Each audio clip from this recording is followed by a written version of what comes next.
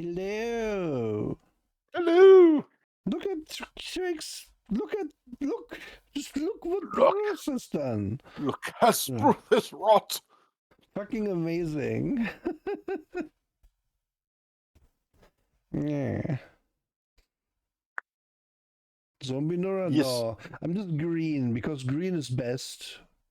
I'm And here if with we are- Monster Energy Nura today Yeah. to If we are talking about Warhammer 40k, I have to stand. yeah. I have to stand green. See, Squirm agrees. Yes. But yeah, that you know what? I'm making this bigger. Look, folks. Look at Trick. Behold.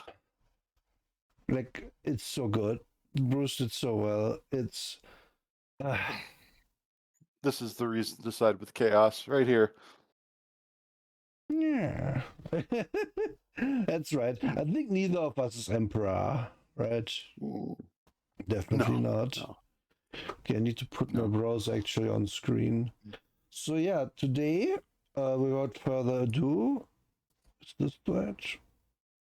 Yeah, this is our post, and then we can look here. We are doing what? Eventually, it's gonna load. Why is it? Wait, just wait to cut off. Oh. Let me fix slightly the dimensions of this.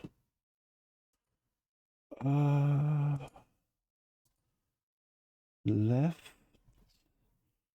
So right should be about 502. Yes. And then we can maybe even zoom in one more time. Perfect. Okay. And I'm going to share to you this my screen as well. No?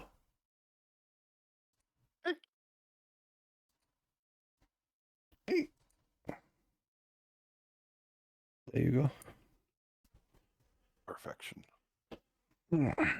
Yeah.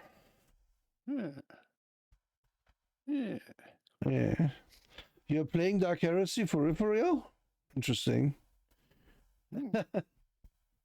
I'm curious as to how that's going. So yeah.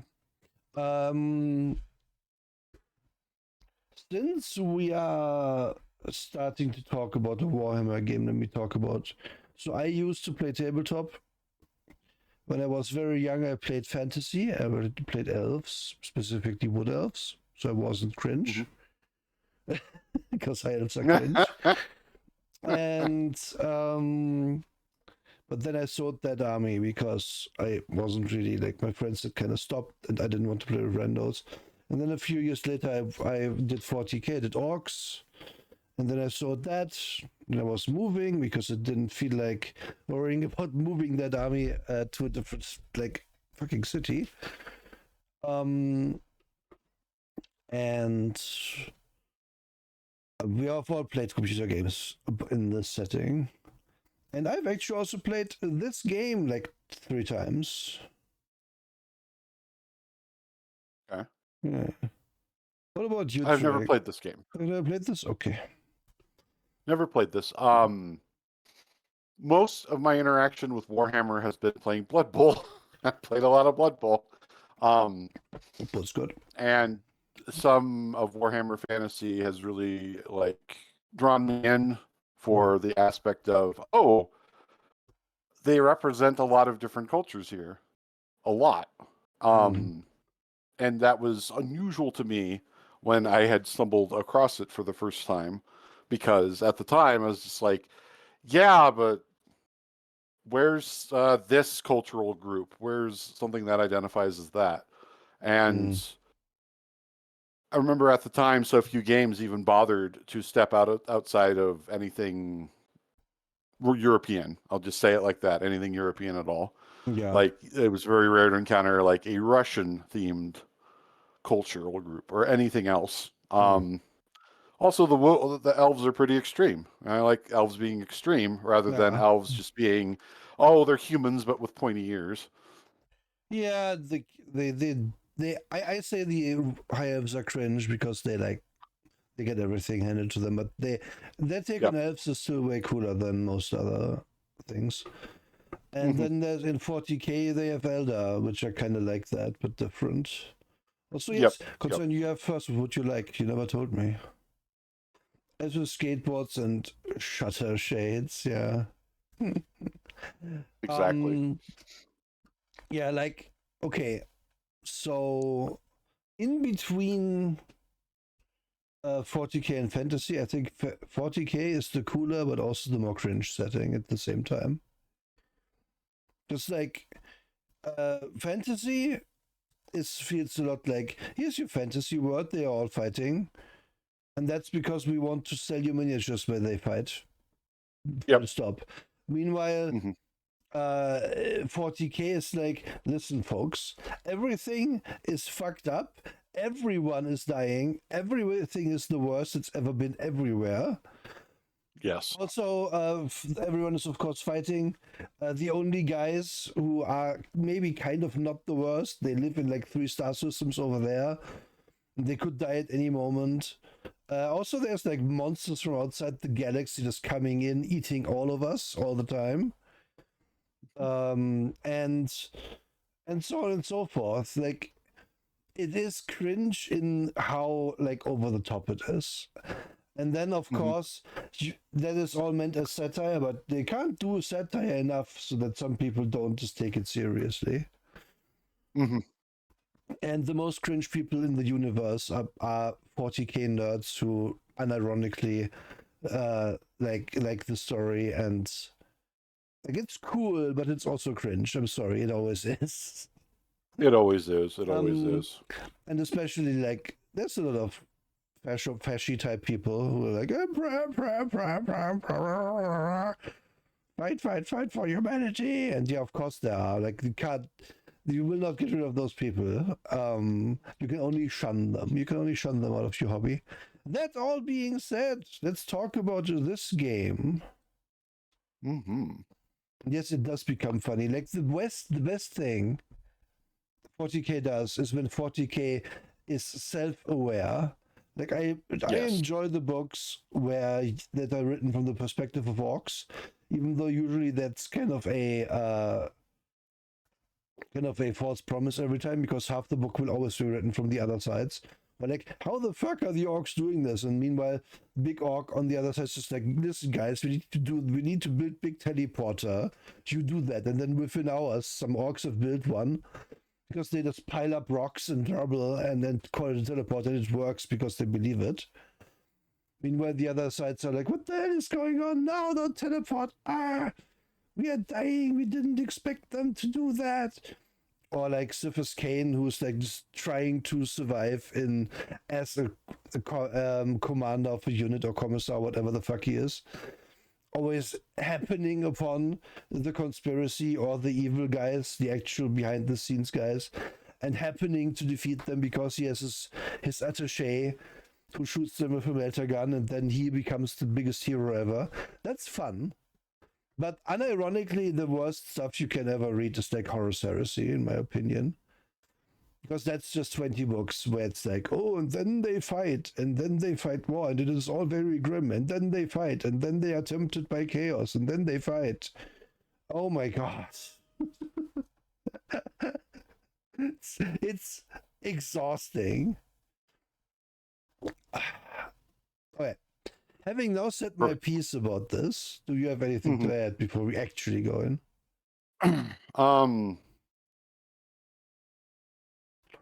Honestly, I really don't, because you really summed it up really well. Okay. Part of my resistance to Warhammer 40k is usually because of all these chuds and just unspeakably take it too serious people who just like ruin it for me very quickly, because it's kind of like I'm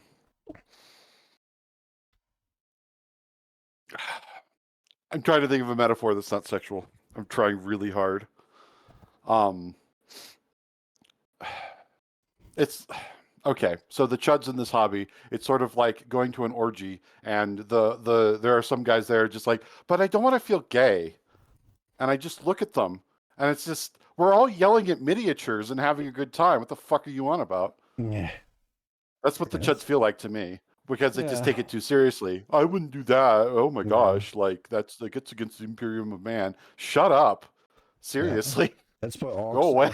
orcs are so good in the setting because they just like, nah, we just destroy us because we're orcs and we're the best. And then Exactly. they just kick over your sandcastle Hmm. and it's just fun. Like that's the one faction they really nailed. Consolia wants a compliment for you for post birthday. Greg, I think you are they have been taking care of yourself in recent months, like over the last full year, I think. So Hmm.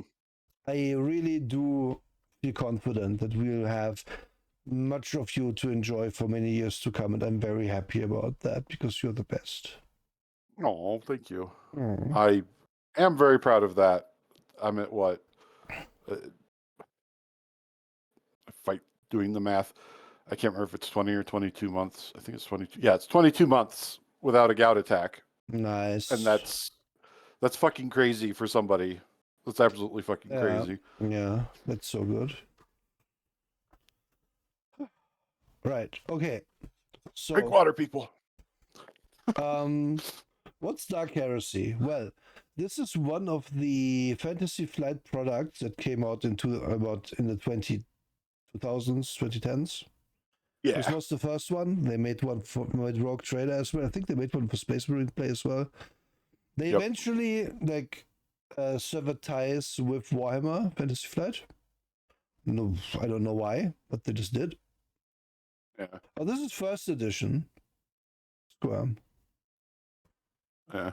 Talking first edition because that's the edition I've played and I've read, and I didn't feel like doing a lot of work for this one. Yep. Hmm. um, Played the Rogue Trader game. It was really fun. So okay, so you have the Space Marine game. You use play Space Marines. Don't get that one. Like it's just gonna be I shoot Batman. Like it's exactly the cringe I talked about earlier. It's just like, oh, we must stop the chaos cultists who are running over this planet. Like, it works as a computer game. It does not work as a role playing game because you aren't able to role play anything. Like, the only thing that's gonna ever happen is that you might get tempted by chaos. Yeah. Oh, did I not put Drake in the stream title? I am so sorry. And I did know it. I have it in my Discord. I'm sorry. It's all good. Okay. Wow. I was just completely overstating it. 0 references. Oh my god. Right. And since I have mentioned chaos just now, Drake, do you know shit about that? Not enough. No, Okay. I don't have full confidence talking about that. Okay, I'm gonna give a quick primer because what you are doing in Dark Heresy. Sorry, before we go, I'm gonna explain chaos, but also there's like Space Marine game. Don't get that. There's Rogue Trader where you command a spaceship and you're basically command crew of a spaceship. That one is cool if you have a lot of 40k knowledge, in my opinion, because if you don't know what's going on, that game is gonna be impossible. Uh, and then there's Dark Heresy, where you are just some grunt who gets recruited by the Inquisition to either then fight against aliens or chaos or what's the third one? Or mutants, I think, which is kind of like the same as heresy. Yeah, everything is heresy. Okay, to explain chaos, right? So in the law of 40k, there's 4 gods of chaos that live in the warp. And the warp humans use to space travel. They go they eat themselves through to hell to go places. And these gods are like Korn, who is a god of war and slaughter and blood and shit, who skulls for the Skull Throne. We all know that. Every time someone kills somebody, Korn is happy and Korn gets a bit of power.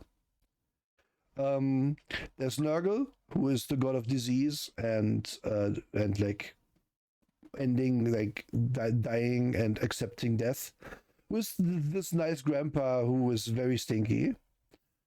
He's the nicest Chaos God, probably. Because he just wants you to have a good time enjoying your diseases, which is he makes you not feel pain from the diseases as they make you bad. And the only reason that guy exists is really that the Imperium fucking sucks, and everyone there lives off of like corpse food and shitty mushrooms and algae, and it's a shitty life, and people are ill all the dang time. Then there's Zinj, the Lord of Change, who is like a schemer who loves it when people have plans and ambitions, and wants that to everyone to like constantly double cross each other, and he has the most complex plans.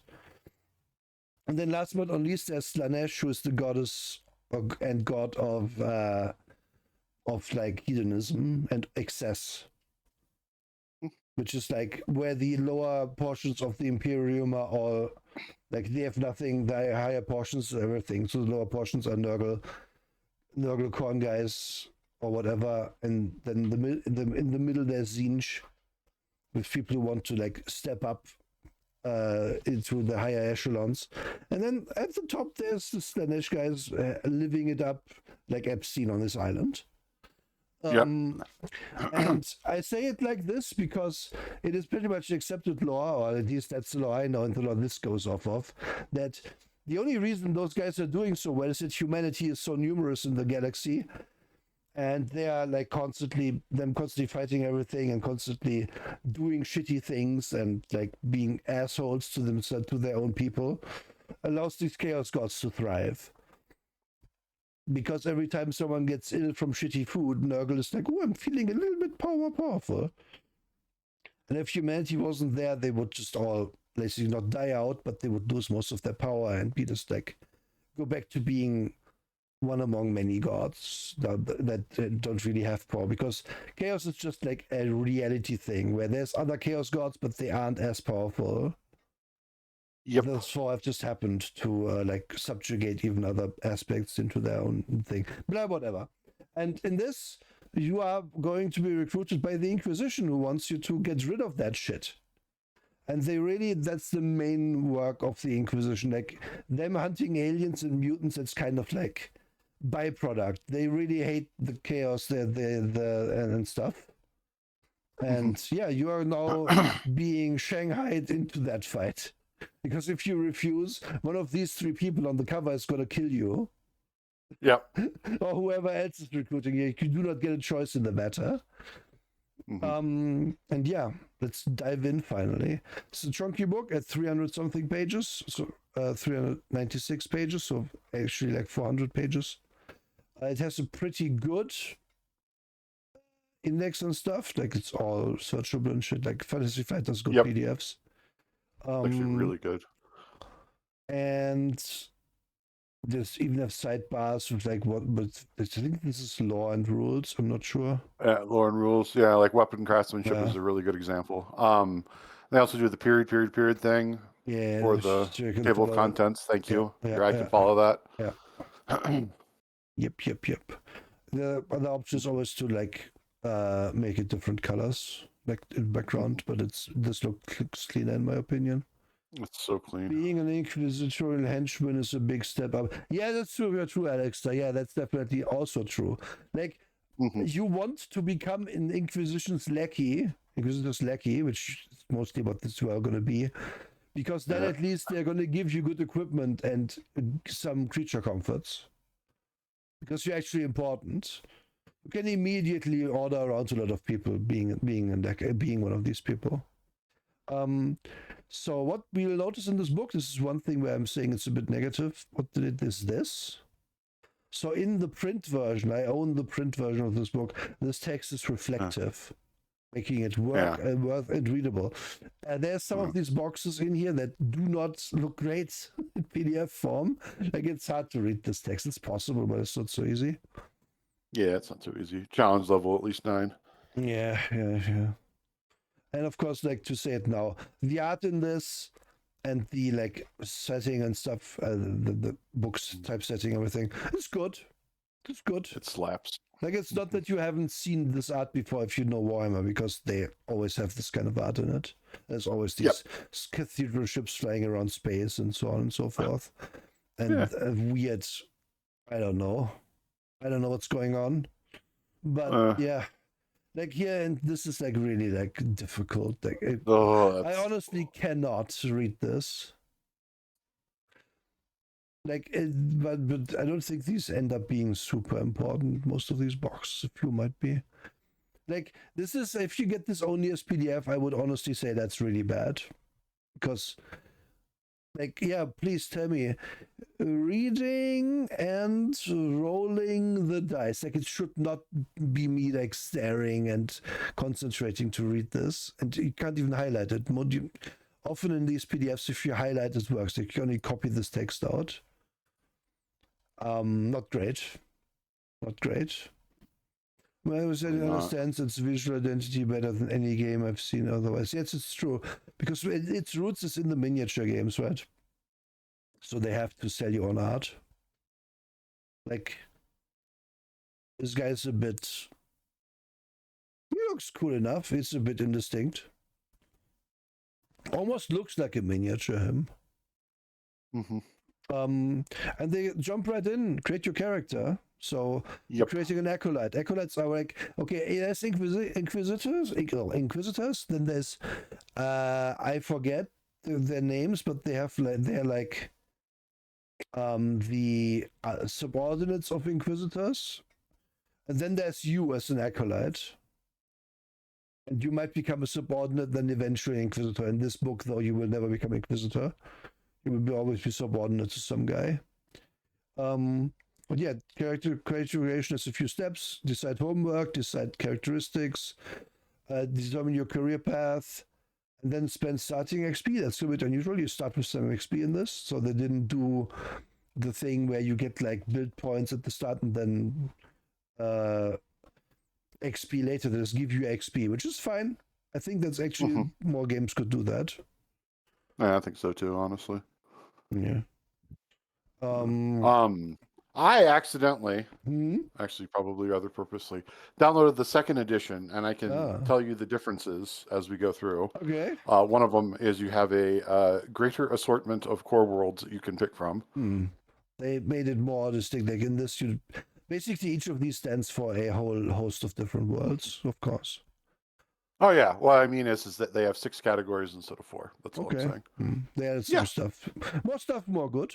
Yeah. Yep. Forge World, Shrine World, Yeah, Shrine World would be Imperial World in this, because if you look, like, it's 1 to 20, 20, 45, 46 to 90, and then Voidborn is this.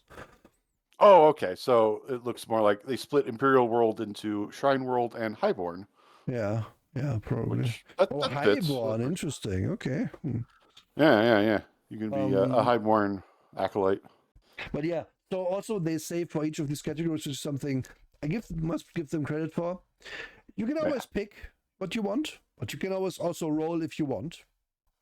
Like if you don't have a strong opinion where your guy comes from, just roll. If you're like, I want to be from a particular thing, then just decide. Good, because people will just do that anyway, game writers. You cannot make them not do that.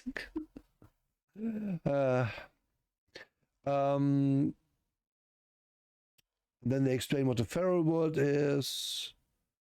And that is like basically a low-tech world where people are living like medieval or whatever, medieval around that time, maybe even more primitively. Why is that allowed in the Imperium? Because they don't give a crap. Yeah. Like they like worlds like that aren't usually important enough to be like developed. And so inadvertently, when their life is hard, at least they aren't a hive world, because hive worlds are the fucking worst. Yep. So you're just a hardy individual, like this is, for example, would be examples of worlds that usually the Imperial Guard recruits their people from and stuff like that. And your careers, like this is where the world actually does matter, because the feral worlds, they can only be assassin, guardsman, imperial psychers, or scum. Scum is great. It's a class. The rogue here, basically. Which is awesome because they just call them scum. And That's it. Yep. Yeah. Because like they are not going to recruit their learned people off of a feral world. Doesn't make any sense. So pick one of these. So that's already like that's why you might want to pick one of these instead of deciding random. They explain real quick what they get. Like you get some traits. You get iron stomach with a bonus to carouse to resist the effects of ingesting toxins. -10 to tech use and -10 to fellowship test made formal in civilized surroundings. So you're a bit of a uncultured swine. Rites of passage. You may spend the full action to make an intelligence test to staunch blood loss. So you just can just will yourself to not die. Yeah. And you get some wilderness. You get wilderness savvy, navigation, survival, tracking, counters basic skills. Yay. Then Hive World, that's where the majority of humans live in shitty mega buildings, where Mega City 1 is like a theme park attraction, super fancy mega cool thing. Because Hive Worlds are the worst. Like if you played Dark Tide, that's a Hive World. You don't want to live there. It's fucking so terrible. You never see the sun as a regular person on those worlds. But yeah, you can be most things from Hive World. Arbitrator, Assassin, Cleric, Guardsman, Imperial Psyker, Scum, Tech Priest. I think that's all the classes, honestly. I think so in this edition, yeah. And maybe, oh no, the Learned guy is not here. Maybe, why wouldn't you be able to be a Learned guy? Well, I don't know. They decided that. You also get some skills, you get some traits. Like it's built that your planet actually gives you stuff, which I enjoy. Yeah, I enjoy that a lot. Actually, I do wish there was like a longer list that you could pick, because maybe it doesn't make sense. Because if I just say, well, I grew up rich, why am I hive bound? Or you know, like open sky? But maybe I saw the open sky. Maybe I lived at the top of these stupid pillars. I don't know. You know, Imperial World. Oh, that's the one where you can be everything, because this is like everything from an agri world to a shrine world to a just normal ass planet that you can be from. Yep. Arbitrator, adept, assassin, cleric, guardsman, imperial psyker, scum, tech priest. And yes. Oh, no tech priest from oh no, from Hive World has tech priest. Never mind. And then Voidborn, you're shipborn. Because those ships are so big, you might just, there's whole generations living and dying on them. Yep. Since they serve for thousands of years. Yeah. So yeah, they basically like the OPA is there, but it's worse than anything. Oh yeah. Yeah, the Expanse is actually, you know, hopeful and joyful on every metric compared to this. Yeah, Killian, I wouldn't say it's city living in an irrational extreme. I would say it's like it is the dead will envy the living rats. Rats, like it's so terrifying. Like the Hive Worlds are really the worst thing. Because it's just like a whole society potentially of many billions of people just turned towards making like steel and tanks. That's all they do all day long, and you can't do anything else except become criminal and get gunned down by someone. Like it's no. Yeah. When people talk about Coruscant, I'm just like, that's Croissant. Yeah, exactly. Like that's nothing compared to what a Hive World looks like. Like, oh, 1 billion people live there, or 1 trillion people live there. Yeah, okay, that's a low number. Thanks. While you're on words, may I make an important interjection? Your experience with this game will vary wildly based on how your GM wants to present the setting. So the game has mechanics and functions to punish you for everything, but they aren't required. It's true. Very true, Very Squirm. true. And I think it is a mistake to. Okay, let's talk about this because this is a good point. Hey, if you want to play this game, you're probably into this setting to an extent. Like I wanted to play this game, I was into the setting when I was pretty fresh on liking 40k, then at this book, and then hey, let's go. So that was cool. However, you will have to recruit like 4 other people. Are they going to be your tabletop Warhammer gaming friends? There's a chance, in which case you can go hard on the setting. Or they might not be, in which case you should probably not completely alienate them by fucking them over at every turn. Yep. It's different if the game tells you explicitly use these rules to punish, as opposed to DM can do whatever DM wants. You know? Like that is like the game telling you have to use your points that you get against the players. A lot of modern day games do that. Where I'm like, why do I need to use points? I'm the DM anyway. What the hell is he doing? Who cares? It's just extra steps that I have to keep track of now. You forget that there should be plenty of bonuses for easy rolls and plus. Yeah, we are gonna get to that as well. Yeah, for sure. And then last week again, Voidborn, blah blah, get shipborn on the ship. You give people don't like you because you look kind of weird, saying something. You get some skills. You get like 0G and stuff don't count as difficult terrain for you. And now characteristics. How do those work? Well, you roll 2d10 and you add them to your starting world's points. So mostly you get 20 plus 2d10, but sometimes you get 15 or 25. And at least in my group, we always allowed, like, you would roll, but you could assign how you want. Because, let's say I want to make a guardsman, and then I roll a 5 for ballistics. That's kind of bad. It's kind of on point for guardsmen. Not be able to hit it. But You are a stormtrooper. You shouldn't like make it so that your friends suck at the game. So yeah. Because you like in the official thing they say roll, let's just roll them. Because like I'm gonna say that's a slight like knock against it. If I'm like I'm gonna make a feral, like I'm gonna make an assassin. So I need to be highly agile and have good weapon skill and ballistic skill and stuff.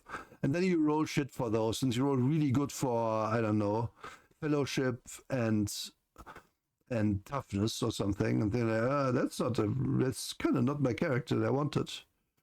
That's why mostly, like I've never heard of anyone not allowing to move them around. What's the difference with it? Yeah, it's way more varied and like there's a lot there. And then you pick your career path. You can also roll. We've already seen all of these. So it's kind of like the boxes before were kind of the lore, right? This is now the crunch. And then they quickly explain what's what. An assassin, well, you can imagine a cleric.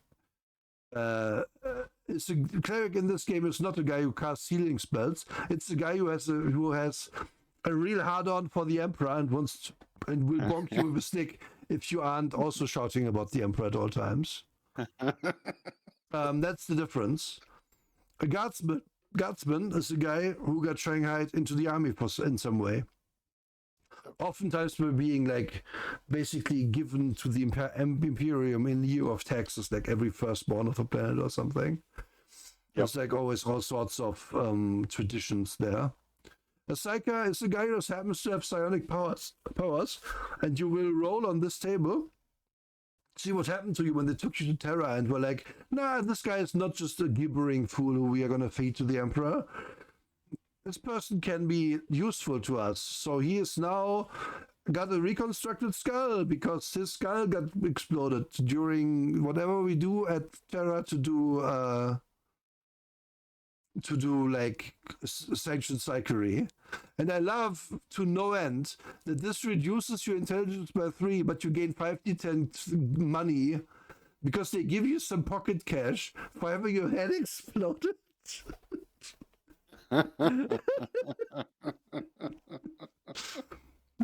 It's so good. Yes, it is. And there's a lot of bullshit in here that's really like immediately evocative. I remember my friend who had never like really engaged with Warhammer past like playing maybe a computer game before, being like, wait, I want to play a Psyker. Wait, what is this table? That's crazy. And then they did roll Reconstructed Skull and were just so happy with that. They loved the idea of, yeah, I mean, I'm a bit dumb, but hey, I got money. I especially like the dentures one the most because that is one of the most horror future civilization thing. We're to the point now where we need to just reuse the teeth of dead people for your dentures. I'm so terribly sorry. We have no other resources but the parts of dead people.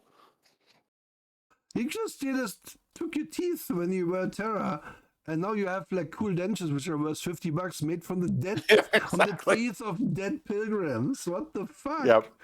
Yeah, it's really fucked up. That is the post scarcity concept right there. Yeah, we only have enough to make weapons, and sorry, here's some dead guy's teeth. They're really expensive because they're good quality though. I also find it funny that the dentures are always worth $50. While the reconstructed skull, you could technically get $5 for. Like, oh, yeah, exploded. Here's $5. Please leave. Please leave. We put a metal plate in. You have better reception now for the Wi-Fi.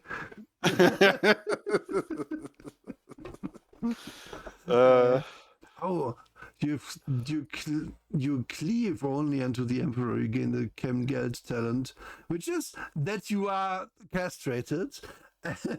Slash chemically, like whatever gender you are, it doesn't chemically work gelded. anymore.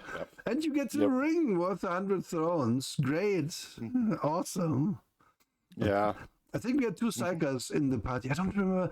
I think the other psyker almost wrote this, but then what was witch prickling.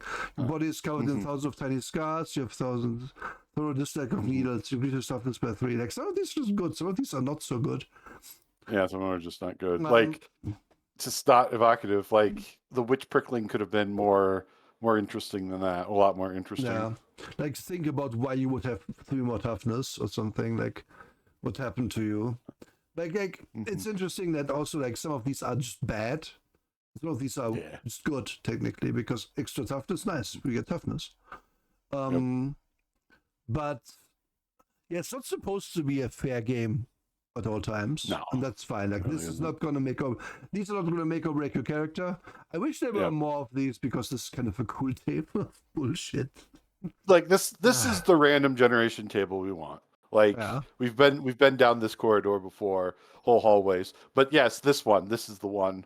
Because it makes me think, why is my character had great violence done to my eyes? Like, what did the rituals cause that to happen? Did they, like, I don't know, show me shed.mov and it ruined my brain, and that's what made me a psyker? I don't know. Alex, we are getting to them, don't worry about it. And then the last 2 classes are Scum, which again, this is like your rogue scoundrel type character.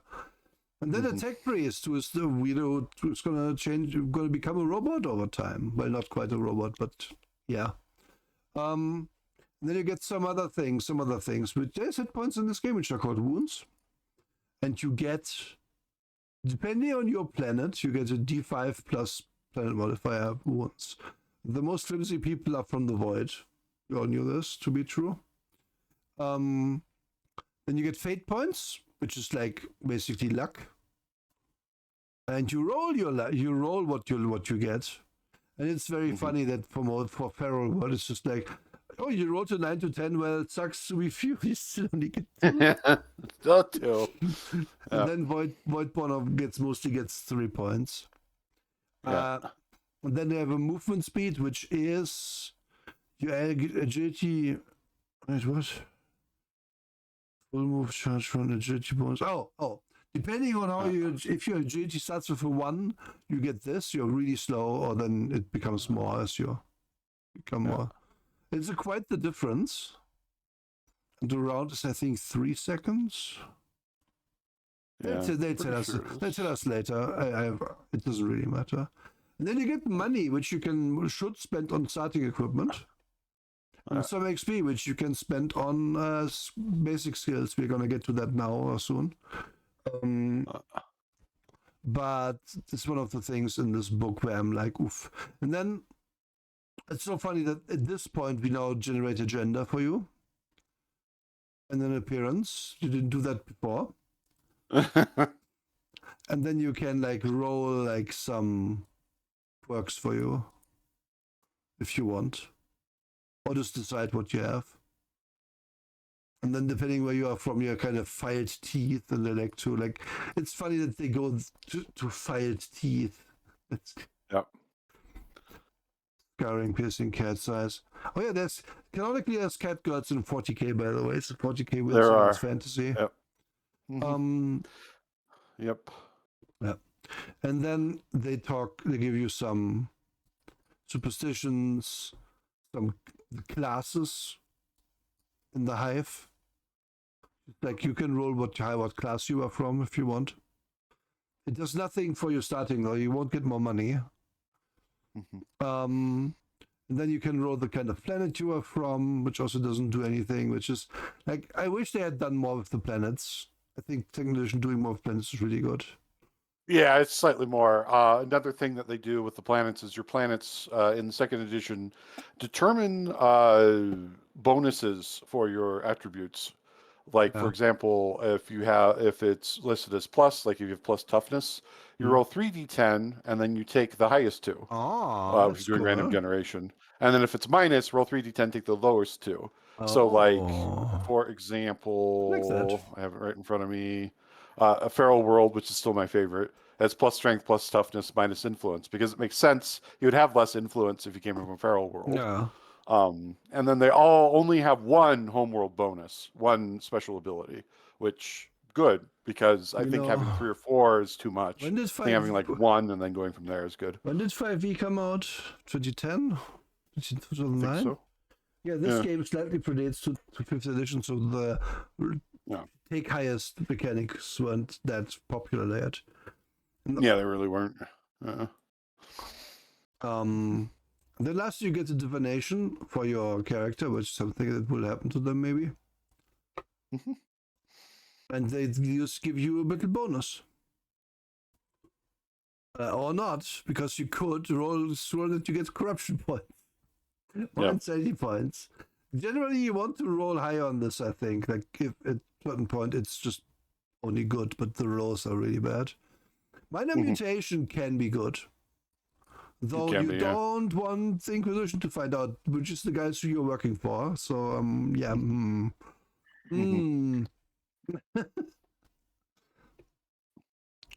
then you think about, what's my personality? And you answer some questions if you want. Then yes, a big list of names, which is also cool. And here's a character sheet. Yes, and the sheets are very straightforward. We have hit areas. We'll get to that when we talk about combat. So, and then we're gonna career paths. We are not looking at all of these because what the fuck? There's so many. I'm gonna find look at one that's not the adept, because let's look at the arbitrator. Yeah. So as we see here, you start as a trooper with 400 XP, because we get 400 to start. Then you become enforcer, then regulator, then investigator, then arbitrator. And you live long enough, and then you choose proctor or intelligence, and then it would split. And each of these splits differently. Some even converge again, like the adept will eventually be an inditor, whatever the fuck this is, or chirurgeon, so a doctor, and then split again, which I do like this. However, it leads to a lot of let's call it D&D style feed planning, because if you look at these lists, oh yeah, right.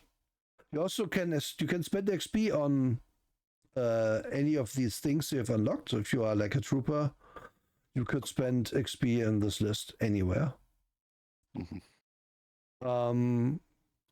And if you want, you can spend it also on attributes, which does, I think, give you 5 points. I would have to look it up. For sure, it's 5, yeah. So you can have 20 more in your thing than you would normally. Yep. Advance.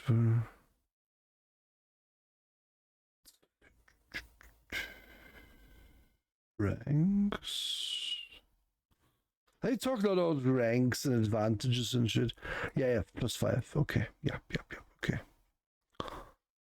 It's not really like, I don't understand why they had to be overly complicated with it. It's pretty easy. See, it's interesting that you can only get inquiry +10 if you have inquiry, but do we have inquiry? Shouldn't we have inquiry as a police person? Who knows? Maybe you can just buy it normal and that's not in here. Whatever the case may be. If we look at this, okay, we need common law adeptus arbitres, which I would assume we get. Should we start with both of these and this listed for completionist's sake? Probably. Then we can or can't swim. We take different pistols and so on and so forth. And these are either skills and you get, or they're talents. Yep. A skill is basically, well, a skill. You would have a stat out of 100 in the skill, which is like attribute plus your skill. Like it starts, if you have this have scrutiny, for example, it would just start at probably perception rating plus nothing. Oh yeah, multi-classing. You're right, that exists actually. You could do that. But we're gonna not have to worry about that too much right now. I'm gonna explain the general system. And then as we go on, we can see, there's agility prerequisites. So you might have to buy up agility to get this arm. And then there is eventually also, if you want inquiry +20, we need to have the +10. And we need tech use, and we need these or the other thing. And I'm not gonna say it's D&D complicated, but it certainly is like a thing where I'm like, well, if I want Melta training at any point, I don't need to worry. And if I want a dual strike, I need 40 agility, I need 2 weapon wielder melee. So now I have to go up the list, because there isn't a really easy way to see when you get that. 2 weapon wielder. Like, where is it? Can we find it? Here it is. So you would have under regulator, which is your third thing, you would have to buy 2 weapon wielder to get the 2 weapon double strike thing. Yep. It's a lot. And of course, even as if I'm a Justica, I can still buy, I don't know, rapid reload if I didn't buy it from the trooper. It's allowed. Like they're available. But as you can see, that's a bigger feat list than 3.5 ever had. Because they do feats and skills in the same list and build everything on top of one another. Mm-hmm. So my advice always is look at what's available in the later ones, and then like put down what you need to buy at a minimum to get what you want. Right? That's how you would do this. It's very D&D brand. It is. Mm-hmm. And as the costs are also sometimes different and so on. And of course, that's, I think, another little rule is you only get level ups if you actually spend XP. So you can't just be like, well, I have 1100 XP, so I'm buying the everything Enforcer and nothing Trooper. You have to spend 500 here to unlock this, basically. But you can spend more here. So if you are here at 10,000 and you haven't spent perfectly, you might have to wait a bit to unlock this.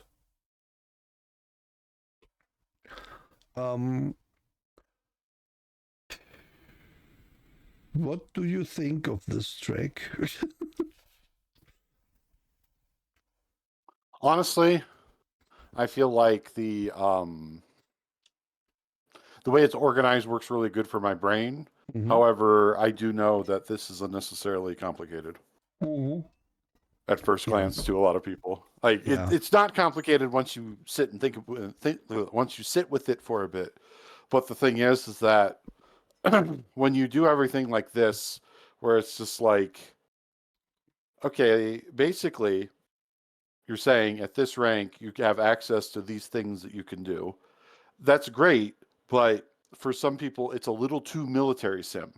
Yeah. Because mm-hmm. I will go back in time and point out that this is something that Twilight 2000 also did, where you're a lieutenant, so therefore you can take scrutiny, lower ranking officer, or whatever.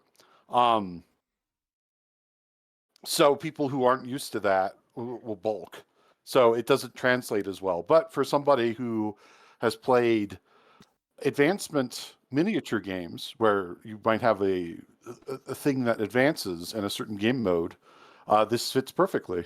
It fits absolutely perfectly. Oh, they've upgraded to an enforcer because they've defeated 5 people. Okay, I'm going to pick security now. Like, it makes perfect sense then. But to your average tabletop gamer, no. Mm-hmm. No, they beat it. They go, wait. I have to advance? I get enough, I spend enough XP and then I advance? And then, what? Yeah. Mm-hmm. I just read what Alex just said, and it's true. You are right. You can buy stuff, like you can buy another skill. Like even if awareness wasn't listed here, you could buy it for 250 points. Yep. Which, that's a trap. That's outright just a trap. You're gimping yourself by not investing in the discounts, obviously. But you can do it if you really want it. And sometimes if you wanted to multi-class, you like if it says like you need to have this, that, and that, you kind of you have to, but meh. And I would say like it's not. I wouldn't call this hard. Like here's the thing. I don't think this is hard. I just think this is annoying.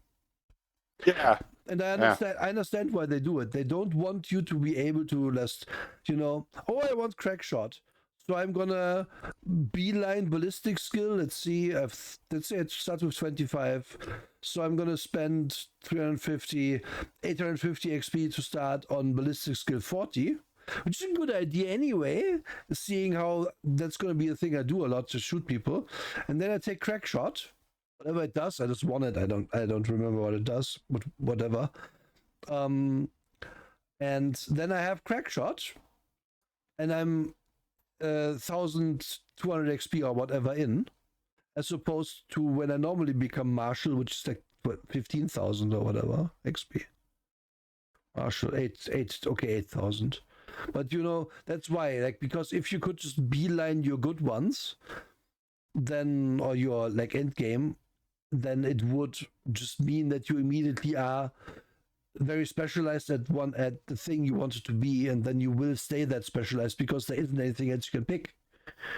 So they had to layer it on top of each other. This is why D&D also does it, because if you could just get Supreme Cleave at level 5, because then you have enough skill, enough points, it would imbalance the game.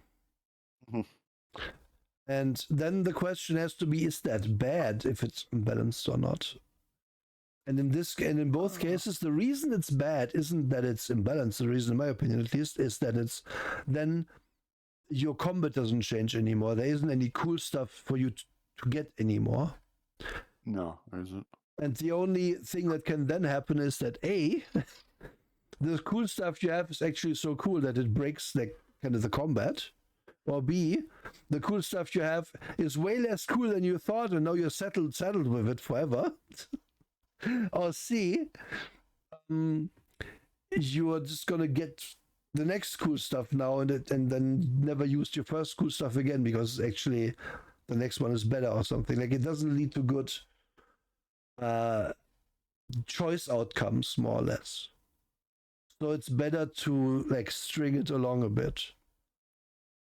And it's also like if you want to balance your game around combat encounters, you kind of want to know, can we expect these classes to have fireball or not? You know, D&D problem being level 5. And does the party have a wizard? Okay, tack another 0 onto the kobold number because there's going to be a fireball. No wizard? Yeah, don't tack that number on because that's going to be a slog. You know? And then, like, yeah, depending on classes, you get different ones. Like the assassin can be a, I think one of them is like melee and the other is ranged, basically. When they split. Cleric, again, shouting about stuff. I think he gets some like supernatural abilities. But not that many. Not that many. It's very limited. Yeah. So this is another thing that this game inevitably has to do. That makes it a little bit not bad. Bad is the wrong word, but makes the choices like very uneven. Like among these classes, there's some that are just better depending what the campaign is. Yeah, if that makes sense. Flat out. Like if we are playing a intrigue heavy high class find out who the cultist is game, then the arbitrator is who can bonk you for being in a riot has something to do. Can be do a little bit of sleuthing, and this is the best example in my opinion. The adept, who is mostly about learning lots of things and having like knowledge. It's going to be super at home in that campaign. The adept is going to be way less at home in the campaign where it's like, listen, Xenos are attacking this planet, fight them. Because yeah, sure, this guy also gets weapons, but most of his skills are not that. Most of his skills are about, I have trade skills, I have knowledge stuff. I have a friend in the administratum who can tell me things. Without me having to wait 2 weeks in a line without food and water. And at the lowest level, they get trade cook. So that immediately tells you this is probably not the class that, hey, we're going to be in the thick of things every single time. Like, I do enjoy the idea that I can trade cook, and then I can become some sort of quartermaster type character with this pretty easily. Because these classes are not meant as archetypes necessarily. They are meant to be build your character on this, but follow these lines, basically. And you could absolutely make a soldier type guy who happens to be knowledgeable, and you could make a guy who's just good at shooting, who's guardsman progression, who isn't in the Marines. And that's fine. Games nothing doesn't like encourage that because they kind of write it from the perspective of just pick one and then embody it. But there's only 7-8 classes. You're going to want to do that pretty quickly, otherwise it's going to get boring. But yeah, there's a lot of pages of this. I'm going to page down them until I find the Psyker. I'm already past the Psyker. There we are. So the Psyker gets a lot more stuff than other people. A lot. Yeah. Cool Epic Guy 500. Thank you for the follow. Hello. Hello and welcome. Yeah. because where other classes like get skills and stuff, you get psi rating, which is like directly influences what your powers do, and then you get powers as well, which you can just buy minor psychic power and wear those. Oh, they're gonna get discussed later, but they're pretty strong. Yeah. It's easier if you. I forgot. Are the psychic nulls? Oh, they are. The nulls are not a playable class because they're too rare. Mm-hmm. But they do exist in the lore, yeah, Saturn. Yep. Like, because the thing with them with that is, if you are null and they find out about that in any way, and the Inquisition would like take one peek and they would realize. Yeah. They would just sequester you away into some specialized thing. Like those people get to step over a lot of lines because of their rare talent, basically. While psychers are rare, but not rare enough to be that valuable. They're gonna get sent for cannon fodder. Yep, and we're talking about rarity on a scale as well. When we're talking Yeah. about trillions and trillions and trillions of people, Yeah. then that means there's numerically enough psychers to go around at all times. Yeah. But like psychic nulls are literally 1 in a trillion or something. Yeah, those are the 1 in a trillion. Yeah, they're still not scaled enough. So there you go. Yeah. And like we don't see it here very much, but there's a lot more in Psyker just for the powers. Because every other class is entirely contained in these pages. Psyker, and to an extent Tech Priest, they get their own special systems. Which is like, it's fair enough, they should, but it does mean that those two classes feel more unique and interesting. So so at my table, whenever we played this, did 2 different parties of this. One was 5 people, one was 4 people. 4 people party had 1 Psyker, 1 Tech Priest, and I think a Scum and a Guardsman. 5 people party had 2 Psykers, 2 Tech Priests, and a Guardsman. Like, people just want to play them because they're cool. Leading to the problem that the 5 Psyker party is not very balanced. No. Yeah. So how do you stop that from happening, right? It's a problem, and the game is not helpful telling you, look at this fucking guy. Look at him. Sorry, I just lost my train of thought completely because I was seeing it's okay. The most space pirate man who has ever been. Oh my gosh. I love that you can't quite tell if that's his jacket or his face because he's just so leathery. God damn. Is this the same guy who does the Pathfinder drawings? It feels like it feels so similar. I don't know. Maybe it is. And the thing Tech Priests get is they replace their limbs and stuff with mechanical equivalents. This can also happen to your character if they get like their leg shot off or something, but usually people don't want that to happen. Tech Priests want that to happen. They are like, they're not trans, but they sure hate their body, and they want to replace it with metal as much as possible. And you can buy having no sex drive for 100 credits, for 100 XP as a Tech Priest, because fuck, I hate that I have these urges, and they distract me from my repairing cars thing. I love that. Oh yeah, also you cannot raise fellowship as a Tech Priest. It's also funny. Yeah. Because they're just not very personable people. No. And I think the way it comes out for them that they do these things is it individual? I think so. Is it just like a thing you buy? I forget. I think it's somewhere in here is like a thing where it says you replace stuff. In a while. I haven't looked at this in detail.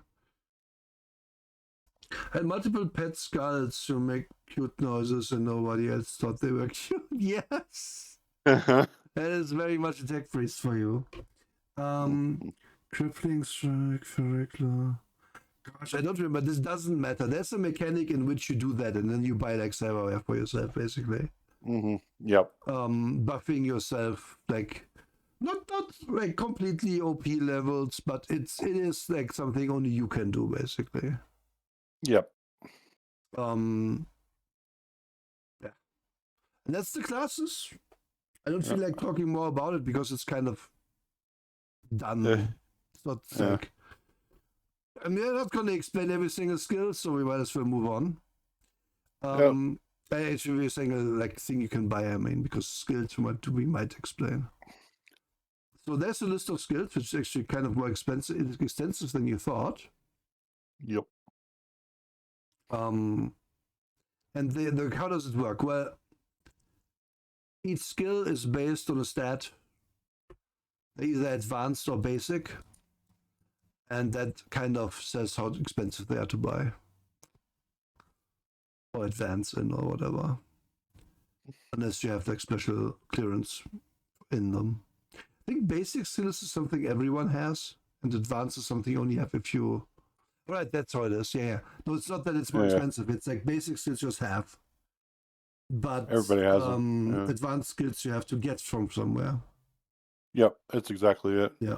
Yep, you have to go and take something in or pick a, I forget what they're called already, roll and go from there. Yeah. For the advanced. That's mostly what you would expect.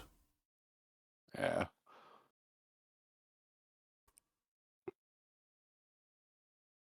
There's really nothing here that really jumps out at me as weird, honestly. Yeah.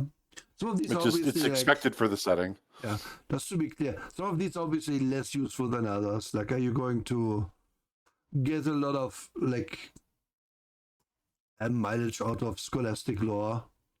Probably not. Pilot, probably yes. Medicaid, yes, because lip reading very specialized, very like you need to learn other languages first and so on. And then and sometimes there's skill groups as well, which like just like several skills lumped into one. It's pretty, it's usable. And again, it's just like if you have like 20 agility, your acrobatics, if you have it, is also 20, unless you buy it up or buy the agility up.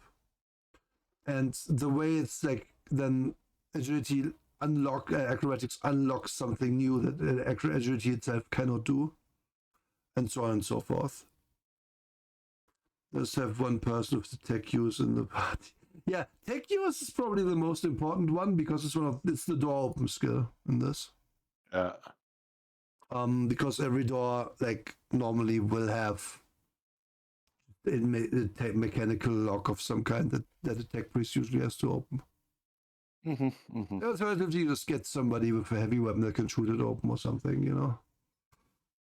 But yeah, like there's a bunch of skills in here which like, are you gonna make use of contortionist? It's a basic skill. It's usually less useful than tech use, for example. But I mean, none of this is too interesting because that's just how skills work, and then you can have those that you would like. And then I guess here's the big talent explanation. Which, if we look here, that's sure is a lot of talents. That's D&D many talents.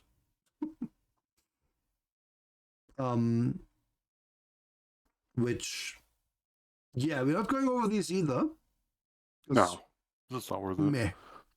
So many of them are like tiny, like, oh, I get a plus 20 bonus when charging. Like, you must. That's even more little than the equivalent would be in D&D, where it was okay. I get to make a full attack after I charge. Yeah, but the difference is that in D&D, that's like you got a feat where that's all you're getting.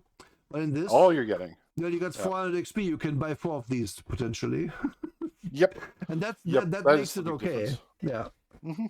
Oh yeah. I wasn't having a problem with it, but it was more like these are very tiny, and there are so many of them, and there is a reason for it. And is is that good or bad for your particular gaming style? It might be better. It might just be because then you have a character that's different from everybody else in the party because there are so many options. And there's some that are clearly better than others. This is not perfectly balanced, but Mm-hmm. who I say to a lot of people now, who said it really needed to be 100% balanced? It really shouldn't be. Yeah, no, it's also like, how would you? Yeah. Like then we can only talk combat balance, upon which I say you can't do it. The game that wants to do it the most, which is Pathfinder 2E, can't do perfect combat balance. Oh God, Because yeah. No game can be like, oh, this is a level appropriate thing for level X. Because what if the party is made up stupid? What if we are a bunch of halfling barbarians swinging cutlasses? Then we are probably really good at murdering certain encounters and really useless against, like, let's say, a giant bat that spits acid at us from 100 feet up. Yep. Like, it's not. It does sound fun as hell, doesn't it? Yeah, the barbarian halfling party sounds great. Yeah. Halflings throw each other. Yeah, but they can't, like, even 5 halflings can't throw each other collective 100 feet up. These are chunky halflings we're talking about. They have eaten many potatoes to become strong. Yes, full Ogren party, like stuff like that is a hella funny. But the full Ogren party, okay, that's 20 cultists attack you. Okay, no one cares that they shot you, and now it's your turn, and you're gonna each shoot one time with your big, giant trench shotgun and murder enough that it's unclear afterwards who killed who. And that's gonna be the encounter, and then they're asked, okay, now you have to stand in line at the administratum to get new gun, new ammo, and then they are like, well, what line? We don't understand. Can we have candy? And then the adventure is over, right? It's impossible to balance these things. You can just make sure it's not like within the same class or specialization, there shouldn't be something that's obviously better than something else. Unless it's like a prerequisite for the better thing, you know? Ogrins and the dog. Oh, it's so good that these, like, it's their one guy with the brain and they all depend on him. Oh, it would be even better if they're all brothers. And one of them just came out human for some reason instead of Ogren. Like, there's a lot of fun you can have with this if you don't take this too seriously. Yes. If you don't take it too seriously, yeah. Like, having it be as constrained as it is always the thing that makes me chafe against game books like this. Yeah. I understand it works well with the setting, but, like, I don't know. Yeah. Yeah. Like the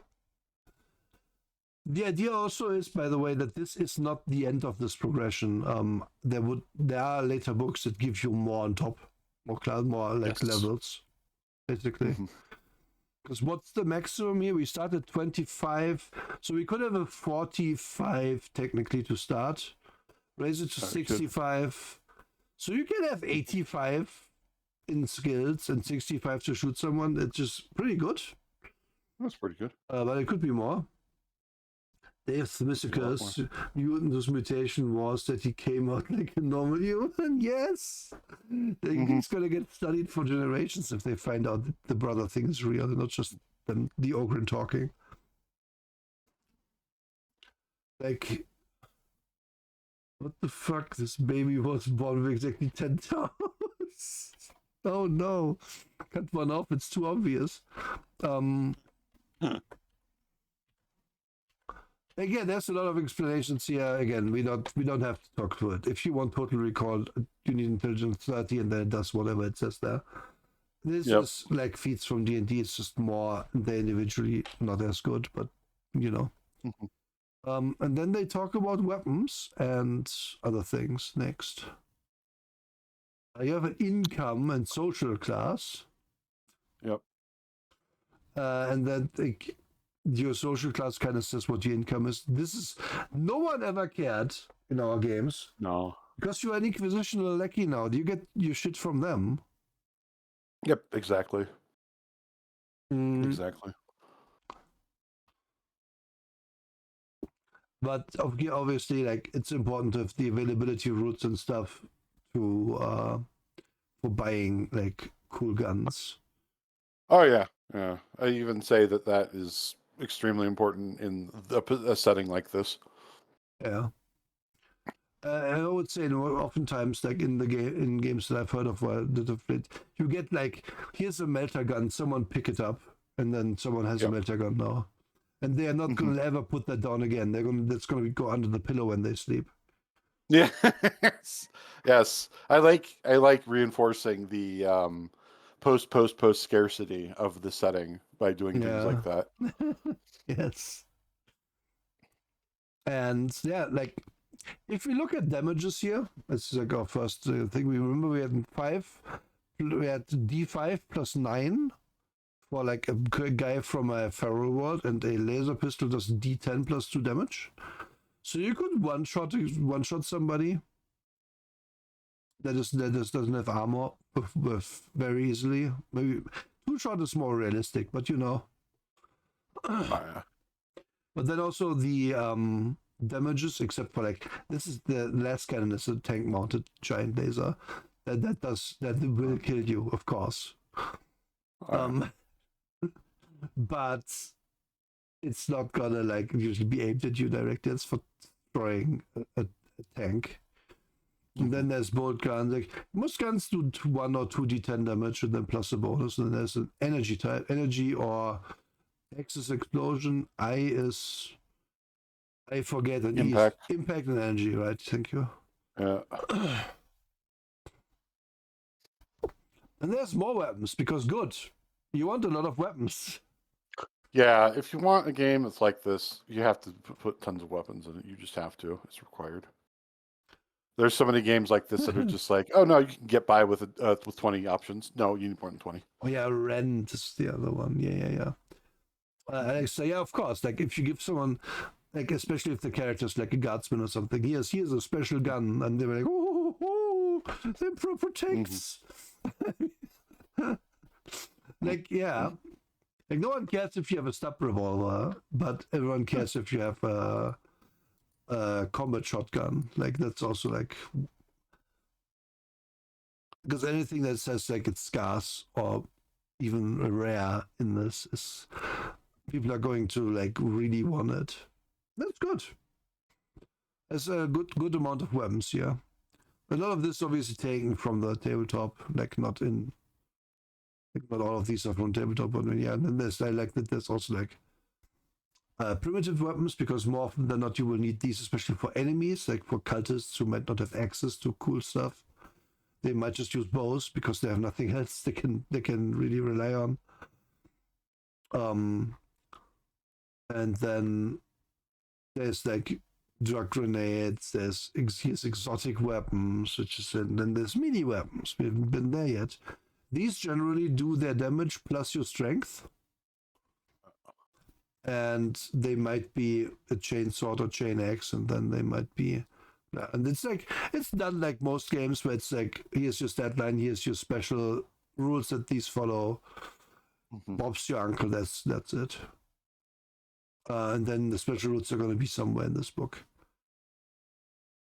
There's ammo, how much that costs. Again, no one cared in our games because, come on, guys, are we going to the store to buy flamer fuel for my flamethrower? No, we're getting that from the fucking Imperium for being from the Inquisition. Like, who cares? But it's Mm-hmm. like, in a pinch, you might be undercover. You might need to buy these. You know, it makes sense if you consider that you might be just on a sneaky mission or something.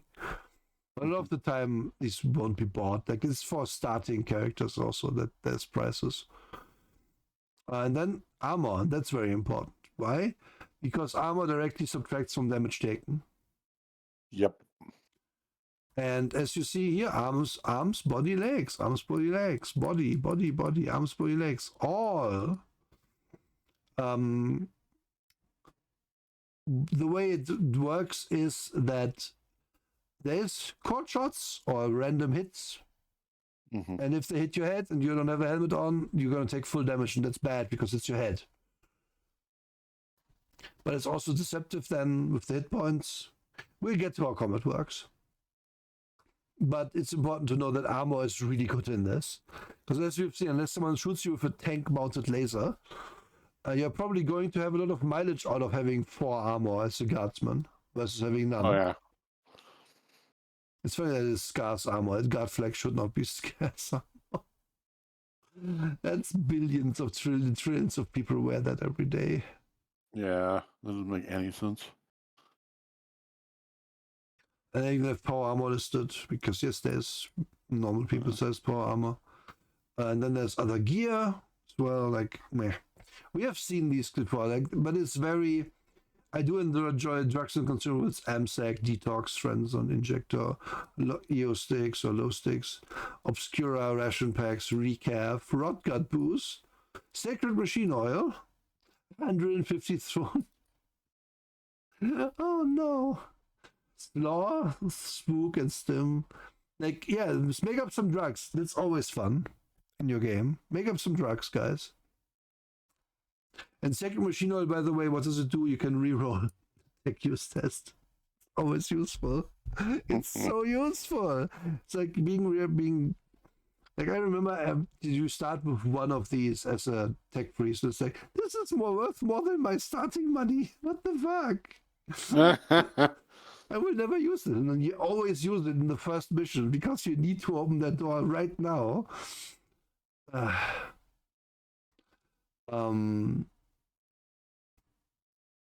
Psychic power. Oh yeah, right. Oh yeah, right.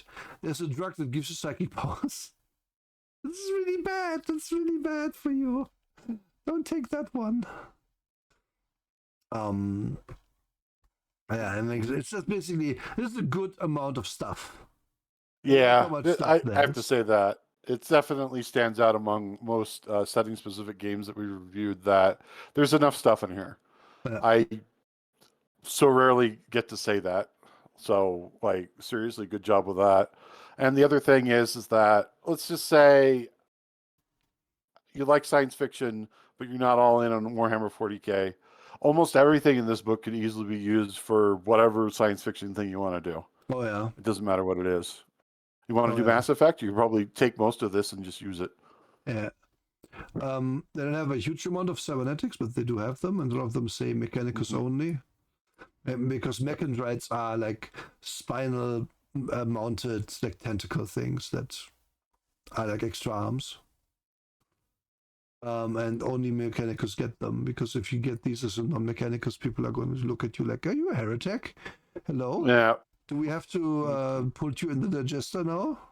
Oh, don't worry, we are doing it, and we are doing it out of principle. It's fine. Yep. We can't risk it. Get in there. Yeah. And then there's like, they have poor and good bionics as well, which is cool. Yeah, I actually really like that aspect of this too. It works for the setting. Then also there's a progression. There's a progression, and most games like this don't have a progression. And I guess that's one thing I do have to give this a lot of credit. There is a progression. If that progression is good or bad, well, it's kind of up to your particular game. Yeah. But the progression's there.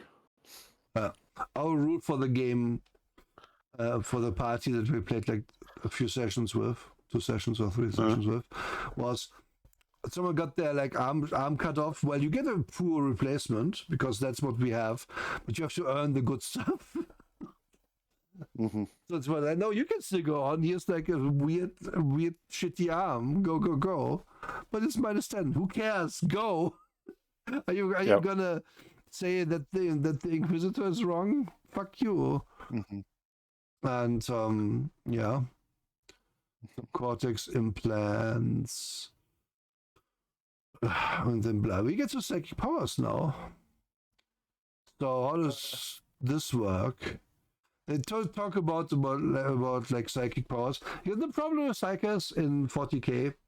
40k has so much lore that it's like over the years they've done everything with it. Like some of them are so powerful that they just like crush entire populations. then sometimes there's just like, oh, because this guy wasn't used to it, a demon portal opened in his head. Now that world is over, and everything in between. And since you are like a sanctioned psyker, you are kind of tested and have been approved as won't easily explode. And so you get like you get a set of powers here, and they will teach them to you too. Like you are very much the most observed guy ever if you're a psyker. Like everyone has to know you're a psyker in the setting. And everyone also doesn't like you because of it. And there's different kinds of psykers. There's telekine, telepath, diviner, biomancers, and pyromancers. None of these make pretty much instant sense. Biomancer is the least of all, but we'll see what that is. You have to pick a kind, and then that's what you can do. And then if ever bad things happen, psychic phenomena happen, and then you roll on this table, and if it's too much, you get Perils of the Warp, and that's bad. That's really bad. But oftentimes it will just be little. Oh, there's a graven chill around you you are supposed to roll this a lot because psionics are supposed to be risky. Yep. In practice, I found that like cool as it is, the table is not big enough. Because you will repeat things a lot, and while it's cool the first time you're describing, oh, it becomes cold around. The fifth time, no one cares. So as the DM, I would also encourage you to like come up with your own stuff. Basically, also bullet the psyker into risking perils every time they. You know what? That's valid. If you're having that kind of fun, yes. Like, I can see groups going only two ways on this. Either they hate it and they don't like that, like bad things can happen to them every time the psyker casts a spell, or they love it. Yep. And from what people have told me, war stories of playing this, the more you just treat it as something fun, the better it is for everybody. Yeah. Versus the life or death. Oh God, I'm going to be dramatic and risk everything by using. No, just fucking do it. Have fun with it. Yes. Like the problem is, of course, if it's something fun, then a minor demon suddenly appearing and trying to kill you.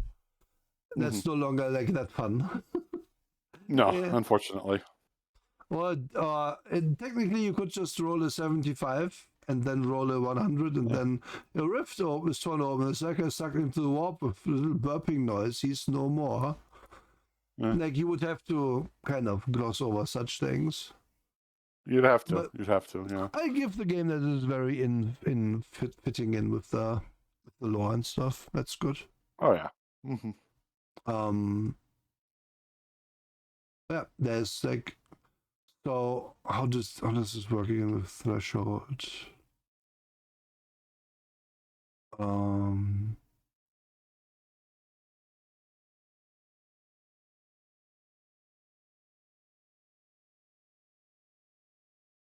think it will make more sense once we see the major powers, because they are like the shots are higher. The major powers. It's a bit like D&D 2nd edition psychic powers with devotions and sciences, except major and minor. I'm trying to remember what thresholds was.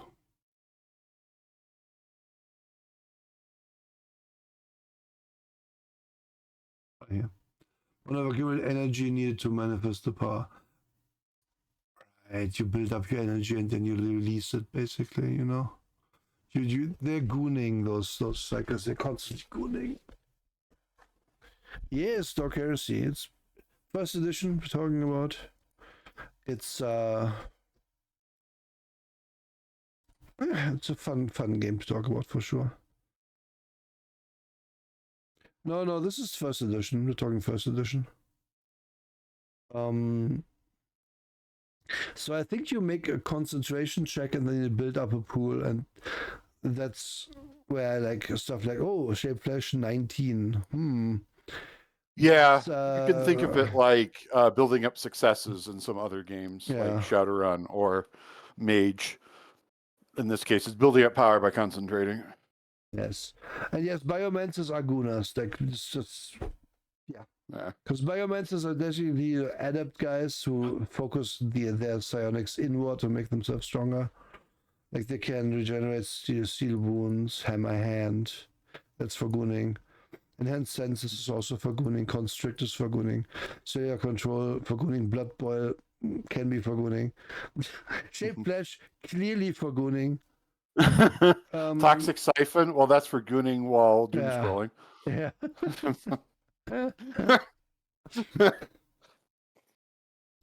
But yeah, like there's the thing is again, like this is kind of what Shadowrun does with like Wizards, where it's like, okay, everyone plays the same game, but you also play this other game over there.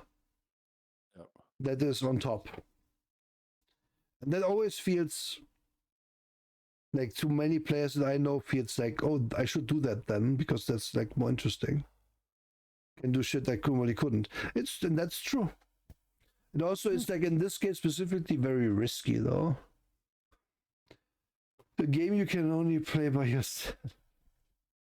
No, you can goon with others. It's fine.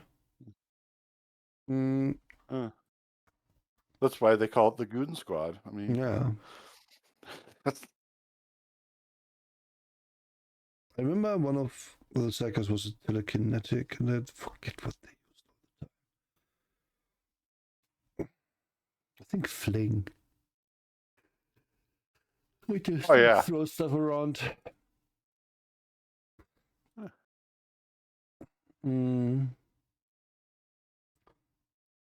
Yeah, no, Chief, you should play it.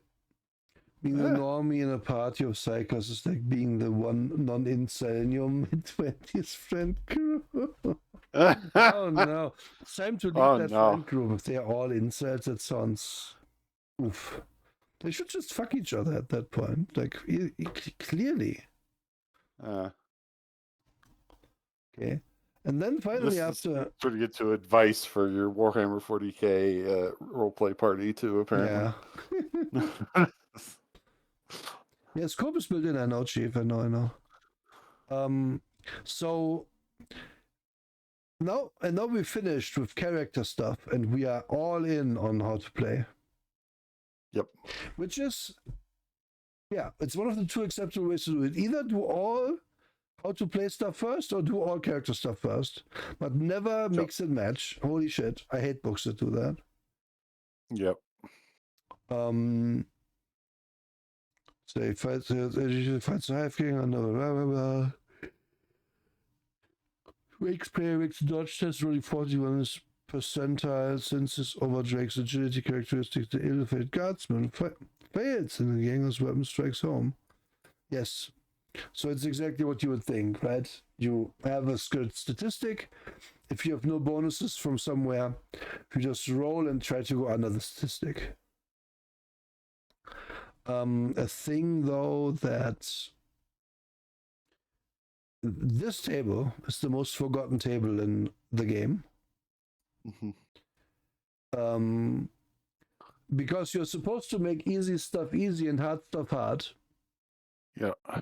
And many people forget that there's an easy stuff thing. Because you could say, well, why didn't they just start? If it's routine, why am I rolling it? And is that easier than routine? Okay, fine. Like, why would I roll these? And is it actually that easy if it's only a plus 30? And the answer especially when you have a base of 20. Then you're just like, wait, I succeeded something easy half the time? It creates too many brain issues. Yeah. I would always say that stuff that gives a bonus to a statistic. Yes, you can assist. That is true. Assisting also gives plus 10. I think. Is it 2 players can assist each other, or is it just more than 2? So it's one person assists here. When two characters working together have a better chance of completing a task. Best character rolls. Another character, if the test succeeds, character system is difficulty one step. Test succeeds, the character wrote the. Oh, yeah, okay. Yeah. So essentially, you can, if everyone has tech use, everyone can assist one guy opening a door. So you have 4 people doing it, you would reduce difficulty by 3 steps, which just doesn't make sense. And it feels weird when you're reducing difficulty by steps versus adding to a result. It always feels weird. What I mean isn't the mechanic. The mechanic is fine. Like you basically get a 10 bonus of 10 to each for each person helping. That's cool.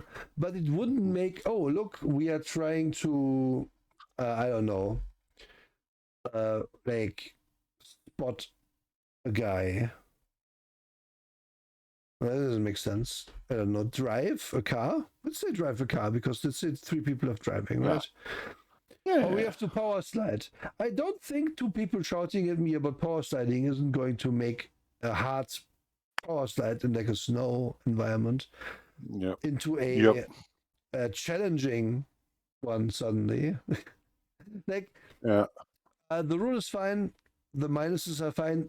Taking it on with like specific names isn't really fine. Because I don't agree that it makes sense that something becomes easy because 4 people are doing it automatically because it was only challenging. But yeah, helping each other is super important, obviously, because you only have like at most a 40 or 50 in something at the start. And that's highballing it. So having a 50-50 chance to do a normal thing, not great. So assistance really matters a lot. It really does. Yep. This game at the outset really wants you to work together. Yeah. It's also to talk about that now. Since combat is also based on these stats, and you again a 40 is high at the start. Having a 40 in something is high. You likely wouldn't have a 40 in anything to start. So rolling D100s to roll under 40 to fight and to dodge.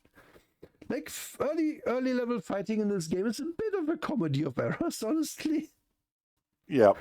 And it's important as DM then to be like, oh, you missed the guy because you rolled a 50 on a 35 check. Be like, no, the guy, he's dodged behind cover, so you hit, like, you don't hit him quite right. It's just like you hit the cover. It's going to have trouble shooting you back because you're pinning him, but you didn't hit. And then narratively make it so your characters feel like they're doing something as opposed to just like doing fuck all because they technically just didn't hit and didn't do damage. Yeah. And obviously there's also a point in this where this would break down, where let's say we have a high level and we have a 65. I said that's about the max.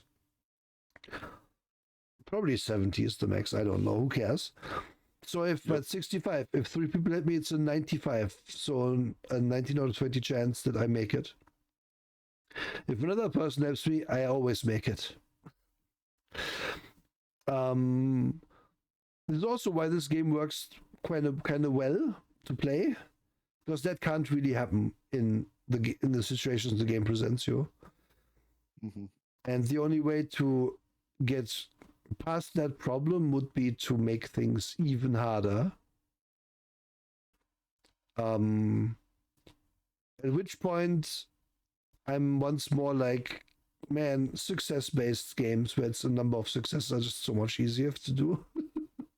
They really are, because the games that we've reviewed where they gave us a table, like, okay, you succeeded by 8, that means you get a marginal success. That's great. That's wonderful. That's fantastic. How do I incorporate that into every other aspect of the game? This is the core dice rolling mechanic. Yeah. So it should be able to be incorporated into everything.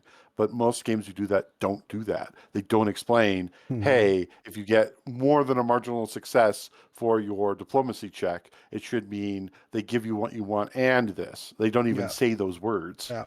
Whereas a success-based game, where it has the numbers of successes directly in actual numerical value, Mm-hmm. you always get something out of that. Yep. And it's always understandable immediately by anybody, even somebody who's brand new to tabletop role-playing games. They understand the concept much faster Yep. than if we do it this way. Always, every time, without Yep. fail. Yep. It's so much easier to be told, oh, you roll your d10s against 7. You get to hit 7 or more. I rolled 1 7 and nothing else, so I barely made it. Versus, Yeah. okay, you roll them, and I rolled a 7, an 8, and a 10. Also, I did really well. You just know instantly, and it ends up being a lot easier than doing it like this. It can work like this, and to their credit, unless unlike Cyberpunk Red, for example, where getting completely past the mechanics is always succeeding. It's very easy to do. In this, at least, they kind of made it very difficult to break their game. But the option is still available to a little bit as a treat. It's like, why? Again, it's kind of off its time too. Like, this is like, come on and say it. This system, very reminiscent of Cthulhu, way better than Cthulhu. In pure terms. That's another factor to this. Yeah, because Cthulhu is like, you just buy a skill up to 80 or something. I don't care, and then just never have like meaningful modifiers to just roll the skill. That's so boring. It's so bad. At least in this, the DM can be like, nah, you get a plus 20 because that guy just kind of slipped on a banana peel as he tried to like shoot at you, so he's exposed to get. It's 20 easier to hit him. And realistically, also, this is the realm of Warhammer. Having modifiers to absolutely everything because of terrain or whatever else is the norm. Whereas Call of Cthulhu, I want to say it here, Call of Cthulhu actually kind of feels like it discourages you from storytelling in bonuses and minuses. Yeah. Which, what? Please don't do that. Please don't. Yeah, it's dumb. There's another factor to this too. I'm going to contrast this with Pathfinder and with dice pool games like Shadowrun and World of Darkness. In this game, you can get up to, what do we say, 80? Cool, I succeed 80% of the time, basically. We'll just assume that that's the case. You go and you play Pathfinder. Oh, I'm level, I don't know, 8, and I have a plus 22 to attack rolls. That's really good, right? I can get up to a 42. Yeah, but most monsters at this level have an AC of 38. What? Huh? You get disillusioned very quickly. Very quickly when you play Pathfinder. But here, you can still look at it and go, yeah, I still succeed 80% of the time. I'm not going to go and fight something and have it out of left field get weird with me. And then World of Darkness, the same thing. I roll 8 dice. That means I'm better than I was 100 XP ago when I rolled 4 dice. There's still like a measurable progression, and you still have a general idea of how often you can fail. But Pathfinder grabs that by the collar, just throws it out the window, and then laughs at it because you never have any idea. You just know that you're barely keeping up with the bad guys. And I hate that for a system. Oh, yeah. Yeah, so true. Like, yeah, like, I don't know. Like, this game, the ways in which it just wins against a thing like Cthulhu is that they made an attempt to balance the combat, and it's a good attempt. Cthulhu also doesn't just do that, and it's like, why? And everything about it, like, it is a kind of well thought out. Fantasy Flight does its job. Like, they aren't going to release a shit system. They have yet to do so. This is I know of. Yeah. Well, okay. So the Star Wars tabletop role playing game that they did, that's the one that has the big mixture of dice that gets confusing as to whether you succeeded or failed. Yeah, okay. That one, I wouldn't call it bad. It's just that you need to really think every time you roll dice. Yeah, I was going to say those mechanics seem overly complicated, but it didn't seem like that it was a bad system in the end. It just felt like someone was challenging themselves to make a complicated system for no reason. Actually, you make a good point. It feels that way. It really feels that way. And in this, I think they really wanted to. So what I think they had some goals in this. The goals being A, we don't want players to have an easy time. No. Because if your base skill is, let's say, 25 for a trained guy who isn't overly good at something, and easy is plus 30, then they want you to not always succeed. They want you to have trouble. And I think that is very in keeping with the setting. Because you aren't playing one of the big boys of the setting, you're playing some schmo. And the reason there's big boys in the setting is that a billion schmoes die to reveal one cool guy every day in 40k. Like for every Baelai Yarick Inquisitor who like the orcs revere as almost like one of their own. There's millions of guardsmen who just get fucking killed by orcs, and the orcs never care. And that's exactly where we are here. You have to prove yourself.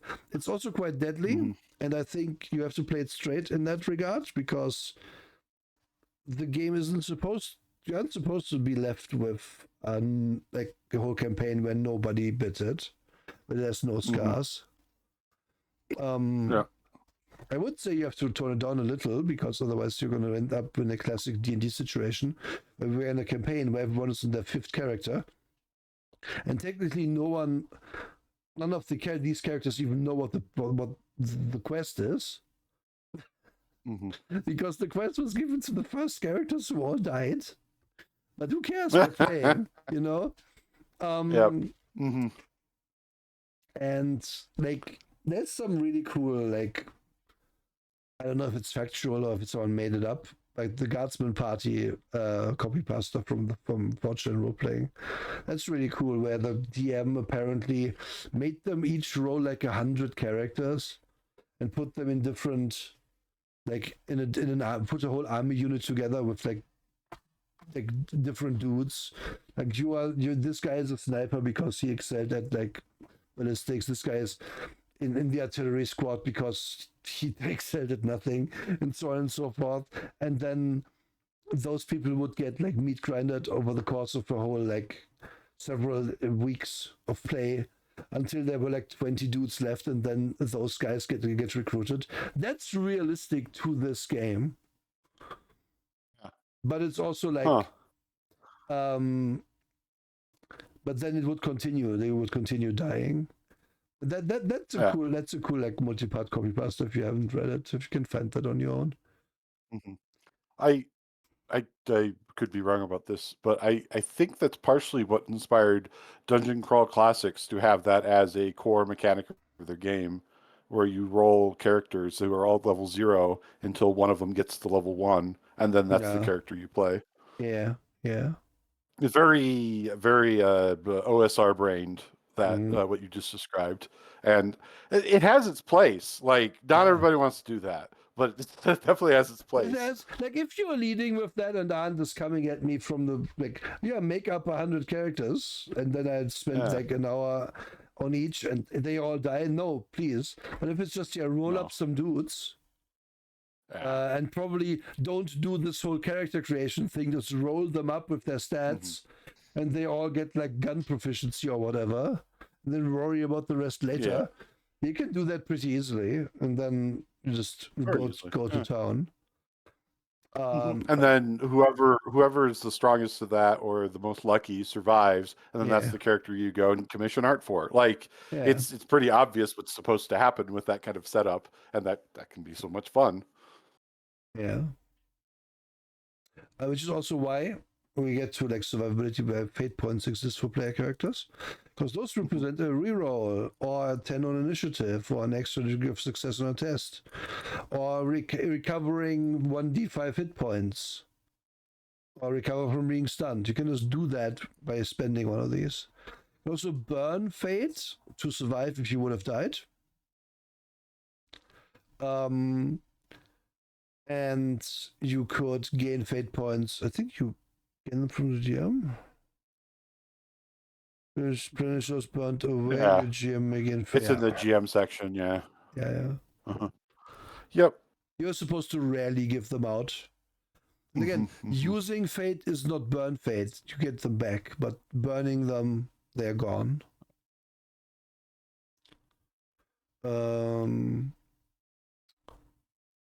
Talks about quickly about using investigation, then we are immediately in combat. So is there a surprise round? Then do that first.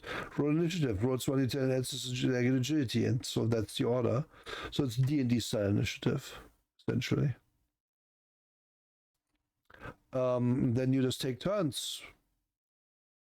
And then the round ends, and then you repeat until someone wins. That's your whole thing. And during surprise, if anyone is surprising anyone, then the surprise parties, they can't really defend themselves, which is really powerful in this. Oh yeah. Because you can also just be you attack at plus 30 because you can time to aim. Stuff like that. Surprise characters that were in the first round, they can do nothing except stand dumbfolded once their opponents fall upon them. With the attackers getting a plus 30 to hit during the first round of combat only. This is why early on you really want to play ambushes in this game. Because it's really good. You this is the kind of game where you're supposed to be a fucker. Like that's just it. Yeah. You're supposed to do that. Yep. You don't get points for playing fair with the cultists. You just try to get one over on them. Yep. And like I have to give it to them. Their uses here are fate points. Oftentimes I would scoff at roll a 10 for the initiative, right? But if it means in a game, in this game specifically, where combat will be several rounds long, acting like in front of most others, is probably very, very good. So I think it's fair enough. Oh yeah, and then you have maneuvers as well. All out attack, 22 weapon skill, but cannot dodge or parry. So you better win that attack. Stuff like this. Yep. Like, which is where the complexity comes in these moves, which you can always do. In practice, players oftentimes just don't do these moves, they just roll their attacks.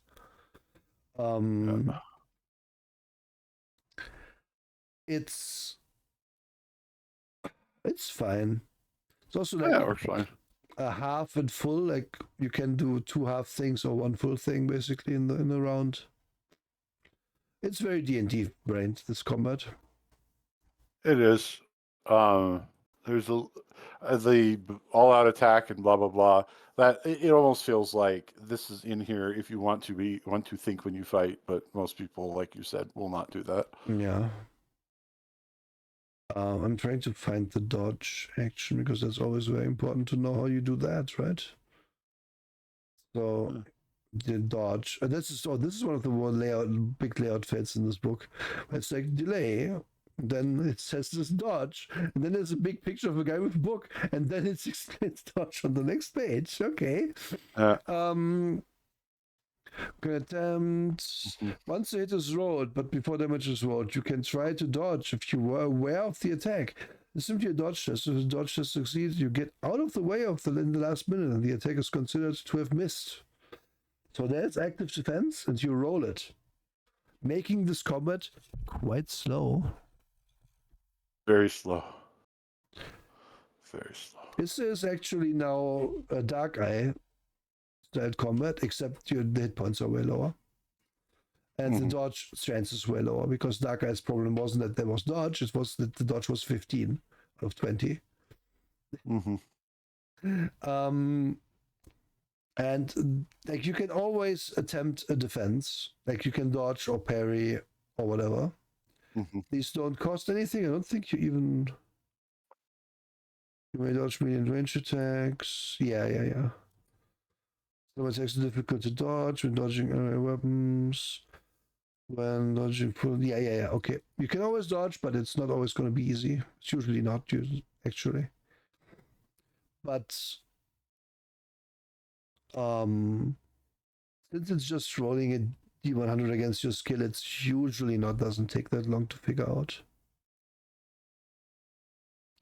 Yeah. Bunch of other things, who cares? And then here we see the 2-hit table. There's hit locations. 1 in 10 chance of the head, 1 in 10 chance of the arms, 4 in 10 chance of the body, and then 1.5 chance in 10 for each leg. Which is why armor locations matter. And how do you determine damage then? If you like, do you have total hit points? Do you have partial hit points? What does that work? So once you've determined hit location, it's time to work out any damage you've dealt. Each weapon has a damage listing. It's usually blah blah blah. Roll the appropriate die and add the damage bonus. Finally, if you are using a melee weapon at your strength, this damage total. If you rolled a 10 on any of your damage dice, you have the chance to Righteous Fury. See sidebar. Righteous Fury is essentially just you roll again, I think. Yeah, I'm pretty sure. It's hard to read, so I don't know.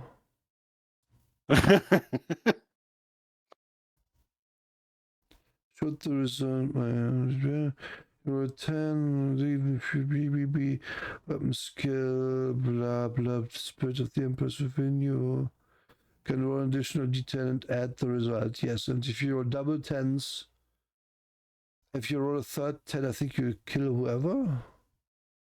Oh no, you roll 10s just explode. Okay, that's just all it does. 10s just explode. Okay. Yeah.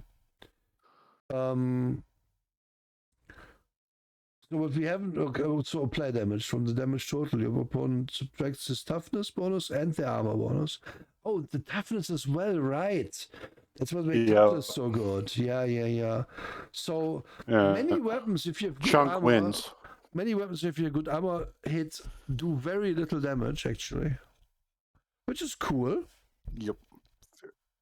But does mean that it can be unexpectedly long some combats.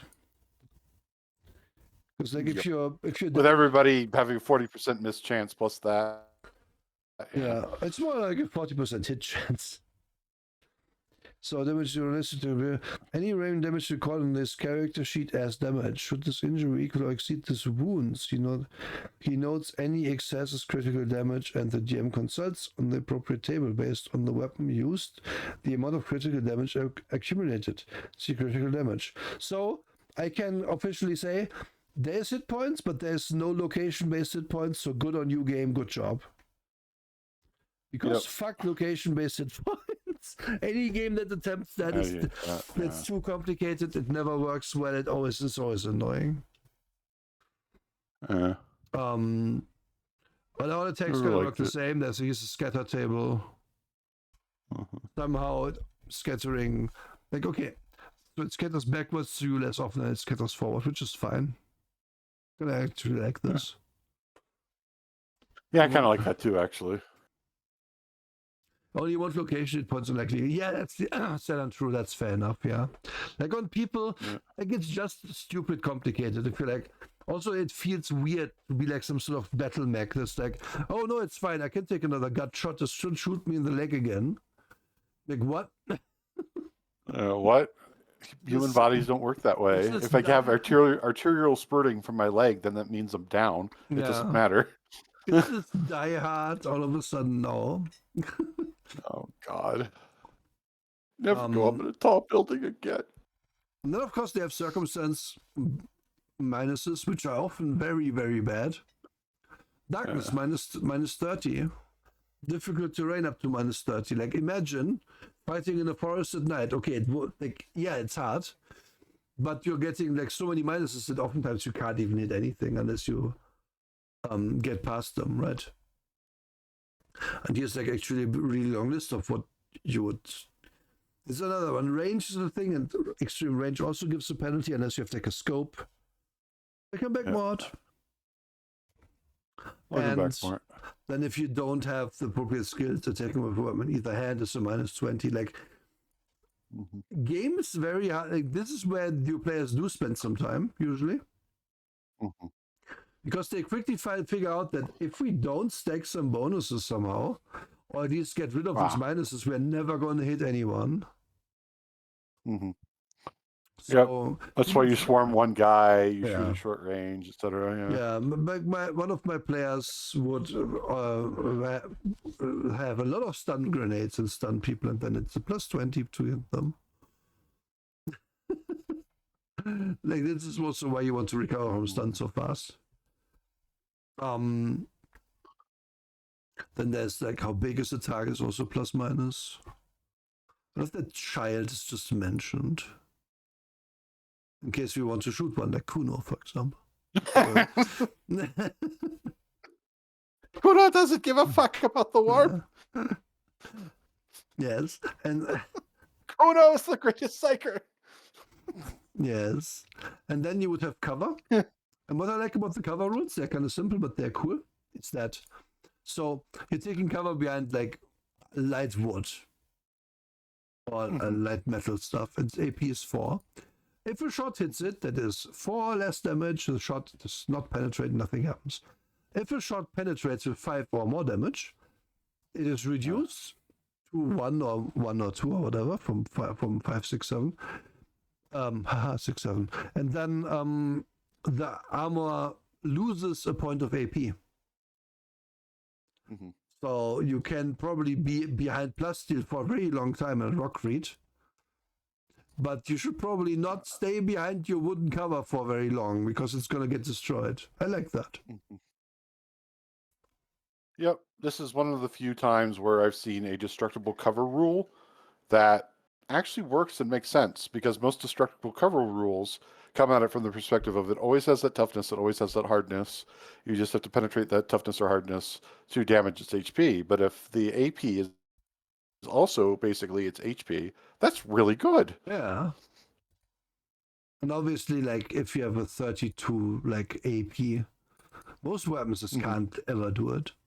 You need that laser cannon we talked about. Yep. They have fatigue rules. They have there's sort of damage stuff, like characteristic damage can happen where because you have loose arms and feet and whatever. You're deafened. These are all things that you can just heal, and you should allow your players that opportunity. But like as a what does lost foot do? Move it half permanently, -22 skill, character tested real mobility, blah, blah, blah.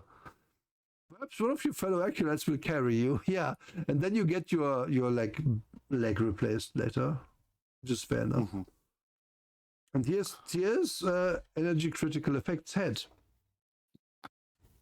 This is a table you roll on and then you probably die.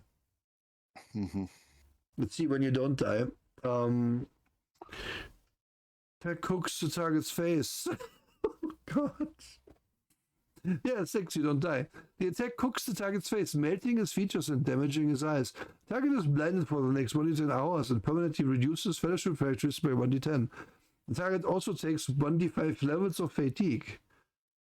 And then if you roll higher than 6 on the crit, that person is fucked. That person is dead.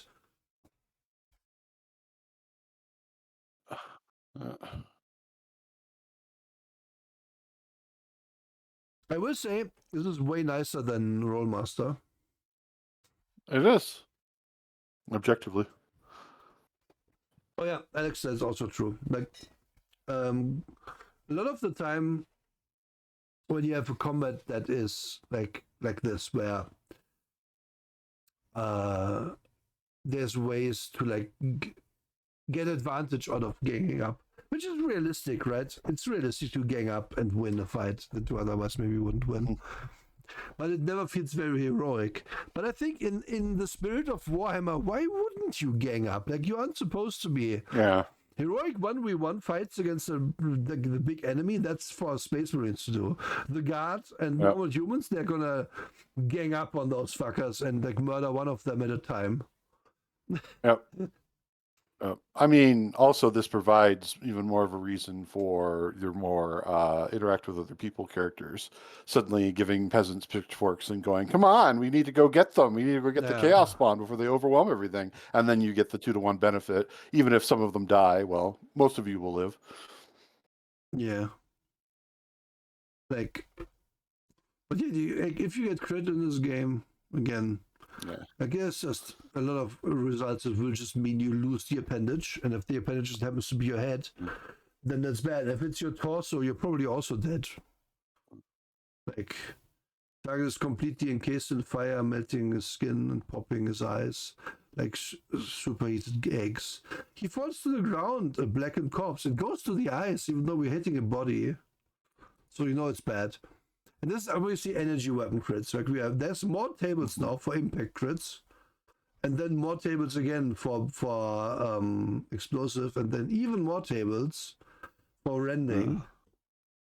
Here we are. There's many pages of these tables, and they are very gruesome. And since it's 10 results per, like, times 6, times 4, that's enough that I don't think you're gonna be bored by it ever. No, I don't think you will be. There's plenty of ways to describe most of these too. Like they have a very gruesome description already, but it's also evocative enough to go. With immediate chop, the leg comes away at the hip. Your leg bends backwards sufficiently that it's not there anymore. Like you can immediately think of something to say instead of that sentence because the original sentence is descriptive enough. Yeah, for sure.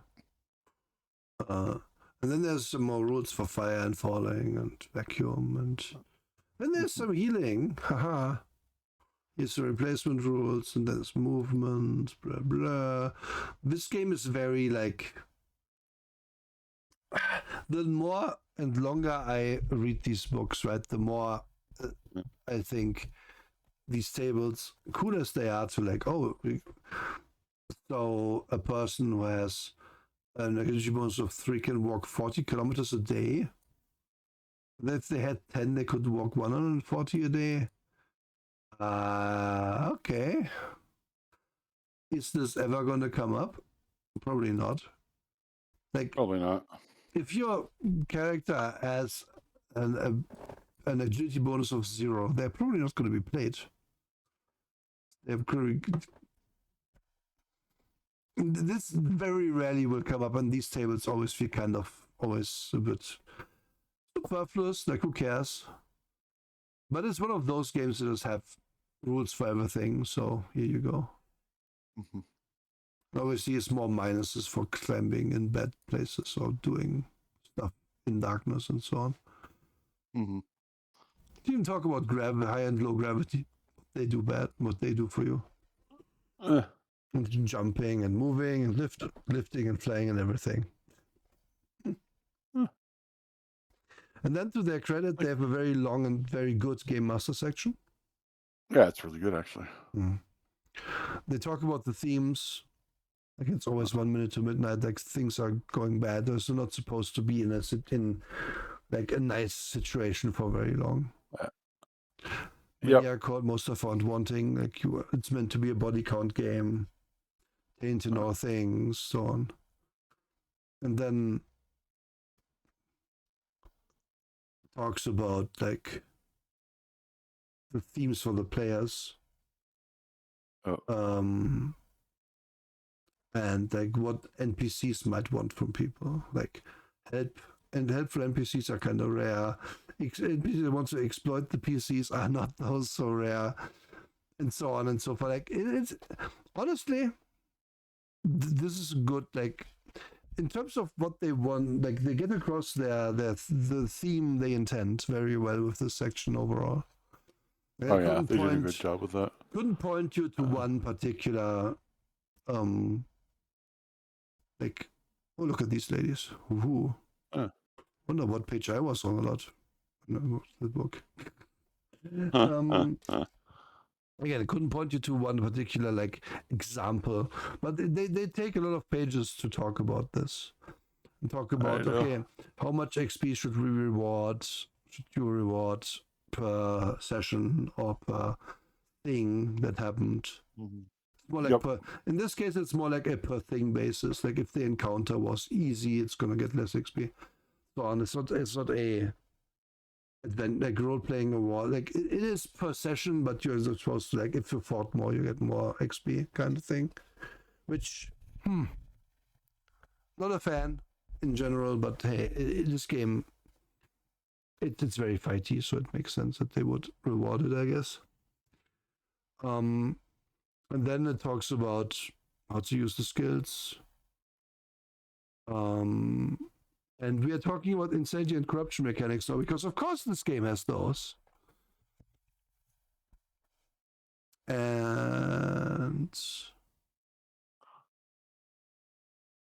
shock table. Yeah, if something shocks you, you roll on the shock table.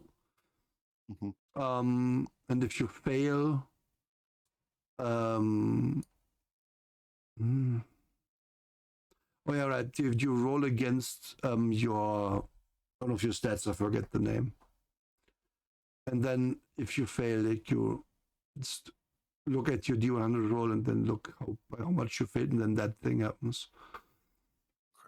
Yeah, makes sense. Like you can become catatonic, gain insanity points. Plus minus things with acute. Like the thing with 40k, of course, is, oh, you're crazy. Well, we're gonna shoot you in the back of the head now. There's no psychiatrist to go to. But you get some like consequences from it, where you get like certain traits, and then like you're delusional that you believe you're invulnerable and stuff like that. Which, good luck. Mm-hmm. And then there's corruption mechanics too, where you can mutate. And then you can have all sort of this stuff happen. You can get a fell obsession.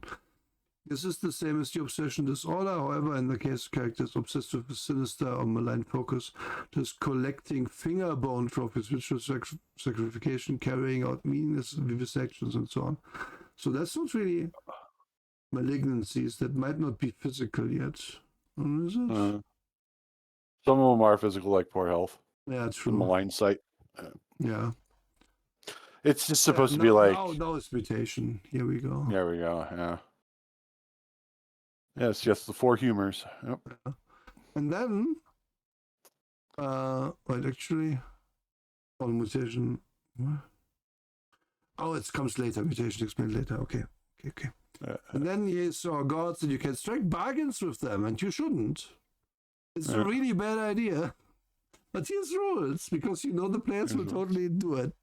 So here you go. Yep. Mm-hmm. Yep. This whole game would be great for if you wanted to run a quasi-morph game. Yeah.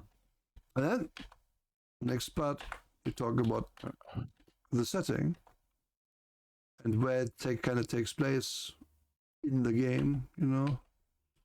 So they make up a sector, which that's the thing they like to do for games like this, and setting and game and stuff they put in the game. Usually they just make up a new planet, because why not? The universe is vast. Okay, it's a lot of pages of planet. Oh no.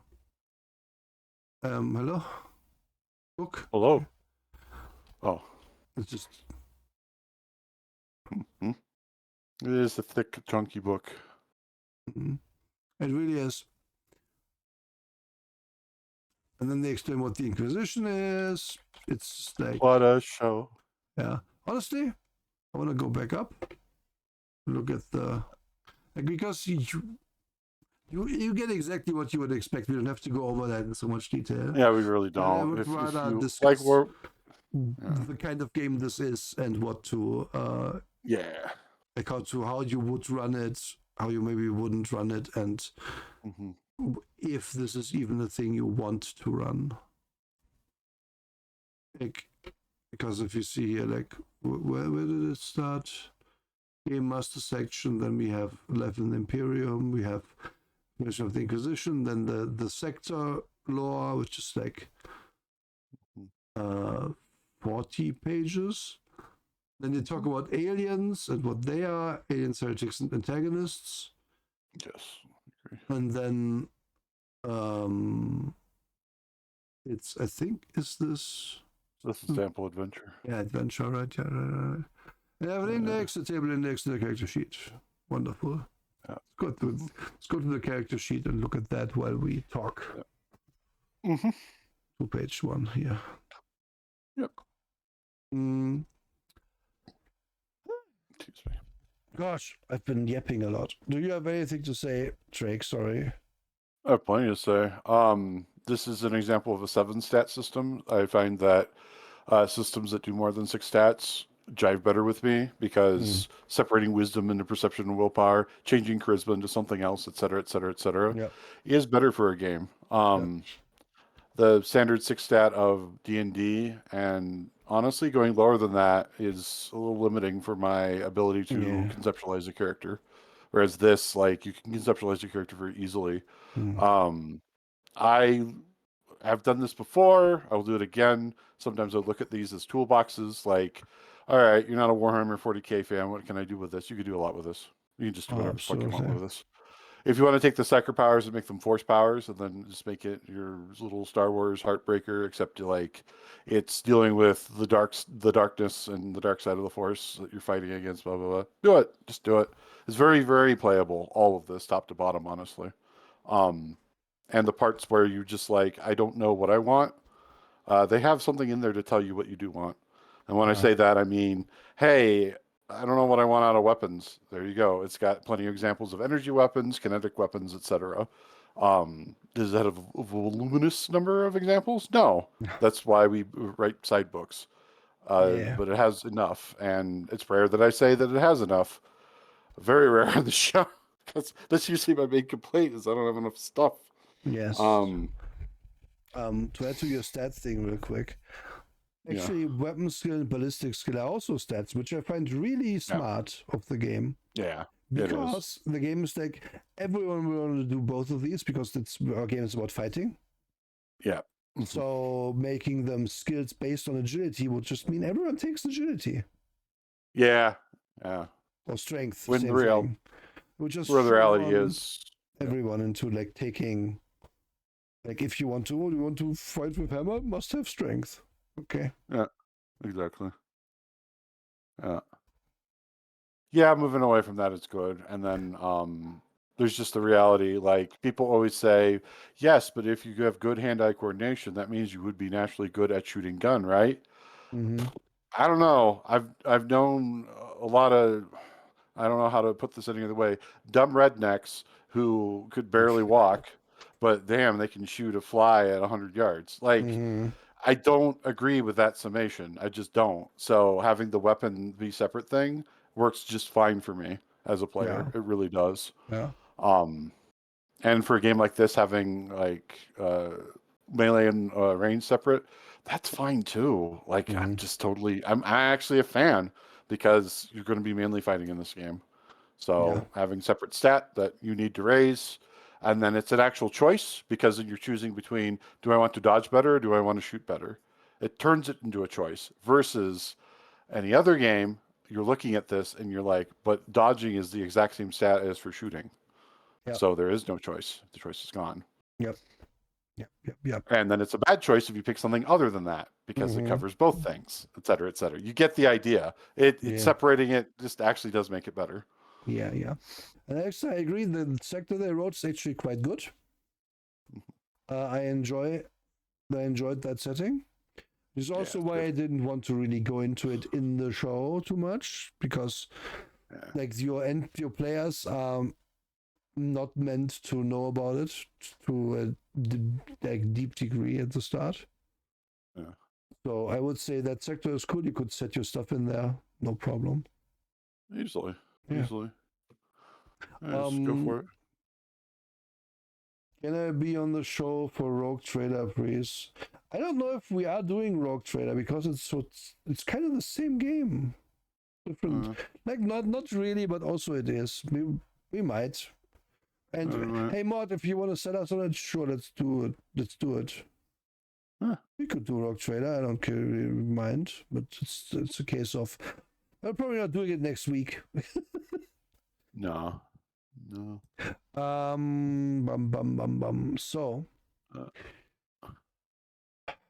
do I think this game does it right in terms of okay, this is a fighty game that wants you to like one's body count and so on and so forth. I think my main issue with that is simply in the complicated way you build a character. Oh yeah, true. Because I want to play an assassin, then I have to make, let's say, about 100 choices until max level. Let's say I reach it. Yeah. As to what I would want to buy. Mm-hmm. And I would venture that there's maybe 2 good ways to make a melee character and 2 good ways to make a ranged character in those choices. Yeah, most likely. So I would maybe have, like, I don't want to say, okay, I would have liked it if they like made it more rigid, because no. No. But being like, pick like your specialty at the start, and then when you level up you will gain this one thing that's good for you automatically, and then you can still buy it with points, the rest of it. That would have maybe been a more interesting system, because then I say, oh, I'm a sniper assassin, so at level, when I level up to whatever the fuck my class is called, you know, there's 8 of them that I go through. I have the thing that I want, because like what it ends up meaning, like, I'm gonna go back actually to the classes real quick. This book is big, so it loads a while. To yap about Warhammer lore for a time with my friends. We could make that a stream mod just on its own. I have no problem with Honestly, that'd be strong. Like yap about like just that one's a good one, Warhammer lore, or just anything in particular. Like that idea that you had a couple of weeks ago, that format. Okay, here we are. Not to adapt, because you guys kind of, let's look at someone else's stats thing. Let's look actually at assassin, right? So why it zoomed in suddenly, and we are back.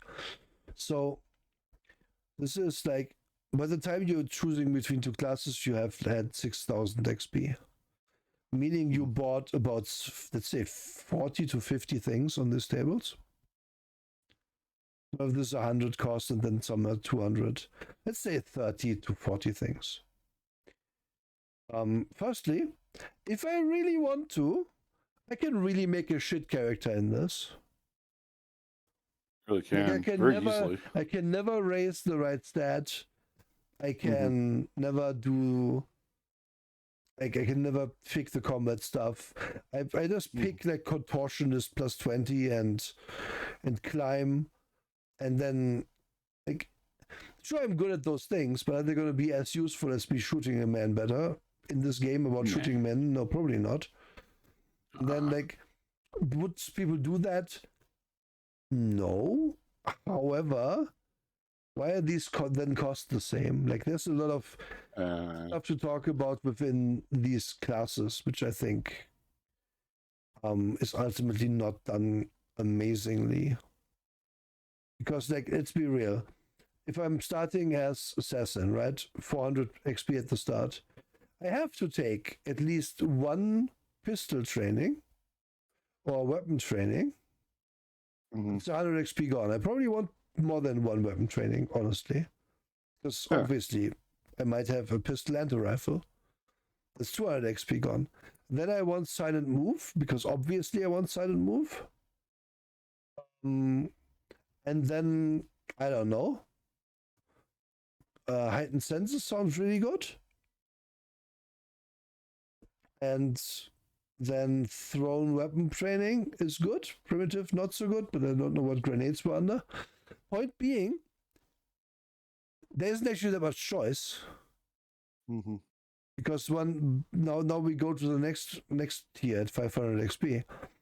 So there isn't really, in this tier, there isn't really another weapon skill, but I can take Sure Strike, I can take Furious Assault, Berserker Charge, I can heighten senses hearing, I can shadow someone. I can take my +10 to drive or acrobatics. Like, and I spent 500 points in this pretty easily as well because through Stir Strike, there's 200 XP. And that's weapon skill, so it's melee, but whatever. I would still probably take it instead of not having it. Even if I plan to go sniper, I know that I can't always only be sniping. And ultimately, are the choices really meaningful here? Like, the only way to really build yourself is to build combat and thus correctly for the game they want you to play, or build hybrid and get enough points into combat that you're useful, which is what I would say you should do, because if you just do a combat guy, that's boring. But you can also completely skill stupid and make a bad character very easily. And I don't think there's a big illusion of depth here that is not really the real depth. Like, it's kind of the thing where Fabio Ultima would be really like basic if it was like you can pick 2 classes, never more. Because then it would be very easy to find the cookie cutter combo that just works and rely on it. The reason why there's depth in Fabio Ultima for class stuff is that you can have 5 or 6 of them at the end. And then you go from your cookie cutter to having 3 cookie cutters to having like 2 big cookie cutters and 1 fast cookie cutter and then the 4th normal one, depending on the situation. And in this, even if you multi-class, which I don't want to look up the rules because I don't think I want to understand those right now, you're not really going to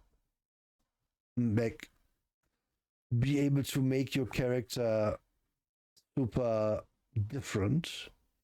Like, the most difference you will feel is like, do I take basic weapon training, flamer or launcher or SP or shock? I forgot what SP stands for. It doesn't really matter. And obviously you can't pick all of them if you're limited XP. So if you pick launcher, aka shooting rockets, then you're a very different kind of assassin to the guy who picks flamer. And I would say neither of them is a very silent assassin type of weapon. I would agree with that statement completely. There's a phrase I could use for this. There could be a lot more signposting. But there isn't. Because in a 2nd edition, I didn't look at this part in the 2nd edition, so I can't comment on it. But usually in a 2nd edition of this, they'll provide like 10 character examples. But the problem is, these tables alone take up so much damn space. So where's the space to put in the 10 examples? The examples you would have to really struggle. Like, the book would be 100 more pages. It would be 100 more pages, and those examples would be long because you're picking a lot of stuff. Because they wouldn't just do, here's sample starting character. They'd say, sample starting character is a sample way to advance them, too. Yeah, they do have sample starters, but there's like 4 things that you pick, and that's not really... That's not really it. You can't really tell. Yeah. No, it really isn't. And having those examples is actually important for something like this where you have way too many more choices. Like, that's the side of having a lot of choice that needs to be there. I think more and more is an example for how it works. Do you, as a free blade, want to take a gamble? Like, is it a good pick? I don't know. I can't tell by looking at this fucking table. It is also one of the things I want to highlight here. I don't like that. Like, you can awareness +20 at Annihilator advances, right? You need awareness +10. So logically, other classes probably don't get this or get this later or sooner or whatever. Who cares? Let people buy their skills. If someone wants to have shadowing +20, just let them have it.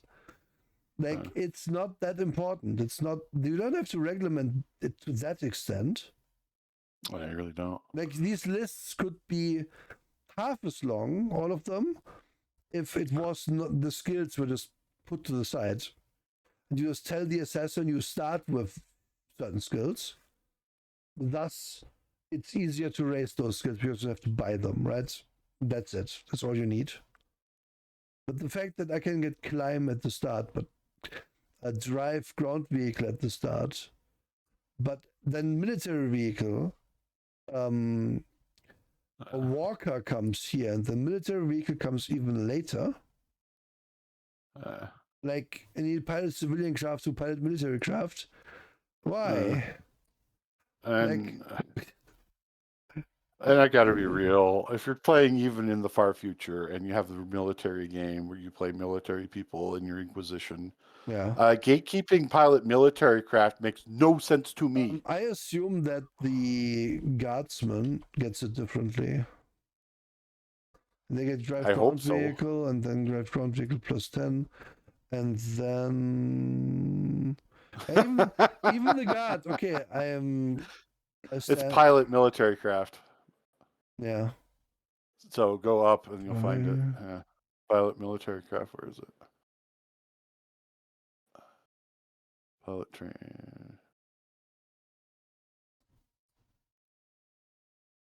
What the fuck? I only see pilot military craft plus 10. So how do you get pilot military craft? You have to like buy it off base. Where's the plus 10? Let's see here. Under sergeant advances. Pilot military craft plus 10. So it must have come before. But this is there, yeah, it's there under armsman. Yeah. It's underneath navigation and above swim. Yeah. But and then there we arrive at the problem, like armsman, right? So yeah. 1000 XP. Like we are supposed to already be not the absolute noobs.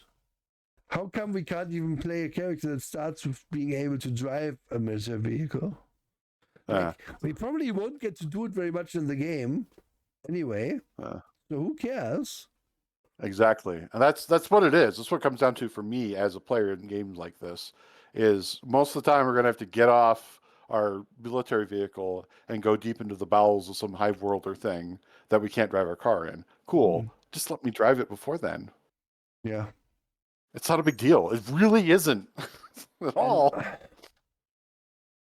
Like, I also don't know why you have to drive, to drive a car, to drive like a tank. Yeah. I would say these are transferable skills somehow, but you could learn to drive a tank and never driven a car in your life. Yep. Like, it doesn't, like, some of these build-ups on top of each other are just there for the heck of it. To feel just for the sake of having advancement. Yeah. Can't believe you are managed to make a reference to gunman in this. Well, we try on that. Also, like, they suddenly had less room for tables. This with guardsmen. Yep. Yep. And then the font just got smaller. Yeah. I think they just did the margins differently, did they? Oh my god, they did. You're right. They wanted it to fit on the table. Like, that's funny. They just squished it. I get it. You didn't want this to have even more room taken up, but also that's kind of funny. It's kind of funny, yeah. Like,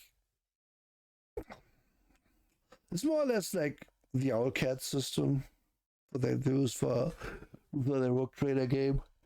Yeah, it is. Basically, it's fine. It's okay. But it also in Rogue Trader as well, where you are like, wait, why am I missing this one skill? And then you look at the full list and you realize, I'm missing the prerequisite of the other skill that exists. Yep. And so on and so forth. Like, you're trying to level gate something that you're already skill gating. Yep. Like, you're already being like, listen, you have to have the weapon proficiency. That's fine. And maybe that makes more sense, that they wouldn't let you train on like a rocket launcher before you can fire a rifle. I believe that. Makes sense. But even there, it's like, okay, but what if I lay my hands on a rocket launcher and I don't have the skill? I can still fire it. There's for sure routes in here for that. because that's dramatic. So who, like, again, it's a big thing of who cares. It's a thing of just say you don't have proficiency in it as the DM and you learn it. And so, like, a lot of this, again, doesn't need to be choices because the choice is very shallow. Yeah, it's very shallow. They could just be like, oh, you get veteran, congratulations, you get 2 skills plus 10. Yeah. And you can buy a 3rd skill plus 10 if you want for this cost.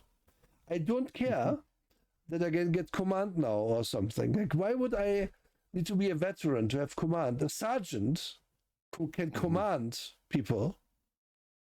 That's a rank above private. They can command someone. They're like very good at that in the drill, in like a basic, what's it called, basic training camp, for example. Yep. Like, these gates are arbitrary. Please don't do them like that. It doesn't matter that much. Mm-hmm. And then, like, I don't know, you just it kind of boils down to that, where I'm like, these classes are cool, sort of cool stuff that you can pick, but there's also just so much guff that could be condensed down, and then you would have it easier to understand, and there would be no real depth lost to the class. But really, all you need to say is you can't go above a plus 20 with any skill, and then Bob's your uncle. Like, yeah. And then maybe you are like, okay, listen, there's class skills. Like the guardsman doesn't get like learning skills as class skills, so it can't level them. I can only level them to basic proficiency. And you can gate it if you want to make classes feel useful and unique. But like, you get survival plus 20, but only concealment plus 10. Like, it's impossible to be better at survival, better at concealment than survival somehow. Why? Why? Like, security is a skill again. That's another one where it's like we have to get past the security system, right? Or have ideas about security. Why would you not just be able to learn that is from the start? Like, it just depends so much on your background. And there's like myriad of these complaints in here where I'm like, just make it the table smaller and make it a normal thing, guys. It's not hard. Really isn't. Like, ugh. Yep. It's not hard, but it's intentionally more difficult than it needs to be. Yeah. I guess is my best way of describing it. Yeah. Like, ultimately, if I want to like give my verdict on this game, it feels very comparative to 5e D&D in complexity. Yeah. And I think it wins against 5e D&D by having more choices to make that are meaningful. Even with everything I've said, there's more choices here for your character than there are in a D&D character. Because at least in here I pick if I want to be good at melee or not. While in D&D you just always are good in melee. If you are like, unless you are like specifically go out of your way to gimp yourself very, very hard by picking a weapon that is not in your stupid list of weapons you can use. You will never be bad at melee combat in D&D. In this, I couldn't make a character that is. Yeah, very easily. And that's cool. That actually adds choice. It doesn't remove it. Yep. I'm actually very with you there. No matter how hard you build a character in D&D 5e right now, the wizard is still going to smack somebody with their staff just as well as the fighter if they have the strength score. Yeah. That's just the reality. Yeah. And there's nothing about any choices that you made that will really make that better.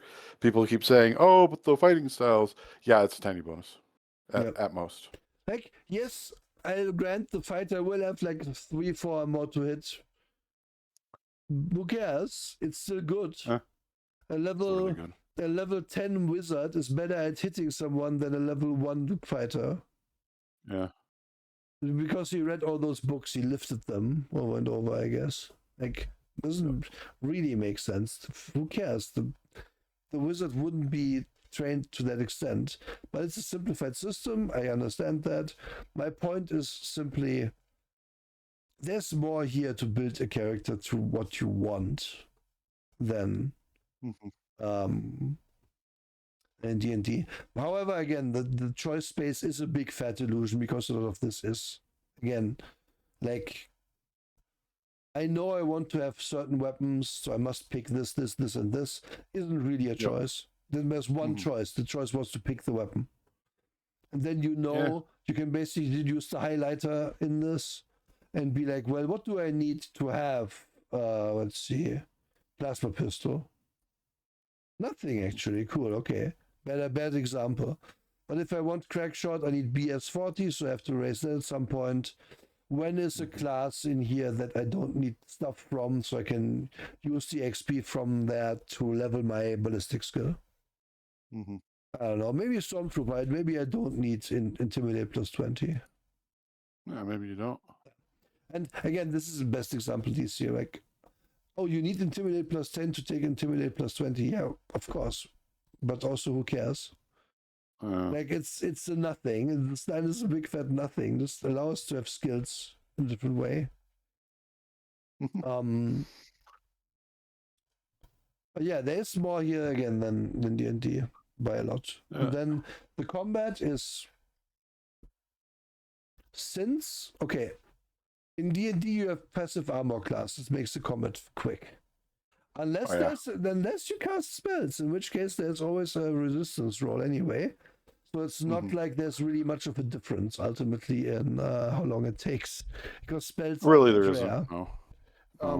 And the thing is also the back and forth of, and I've measured this recently, the back and forth of somebody saying, "Oh, my AC is 24." That is just as quick as that same person rolling their dodge check and then announcing what they rolled for dodge. Yes. So, in effect, yes, it could be faster, but that's only when the DM has everybody's AC written down in front of them. Yes. The good thing about dodge in the system is that it's just you roll against your own fucking stat. Yeah.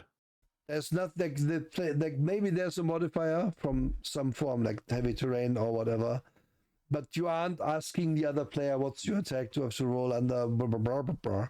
Or you just roll. So it's quick. And what I like about this game way more than D&D is low hit points. Because there's some ways in this to get a few more hit points and these skills, but there isn't. Like, you aren't gonna end up with like hundreds of hit points like you will in D&D, because that really just like completely takes like the stakes out of combat. Where in D&D eventually it's like 500 XP for one more. Exactly.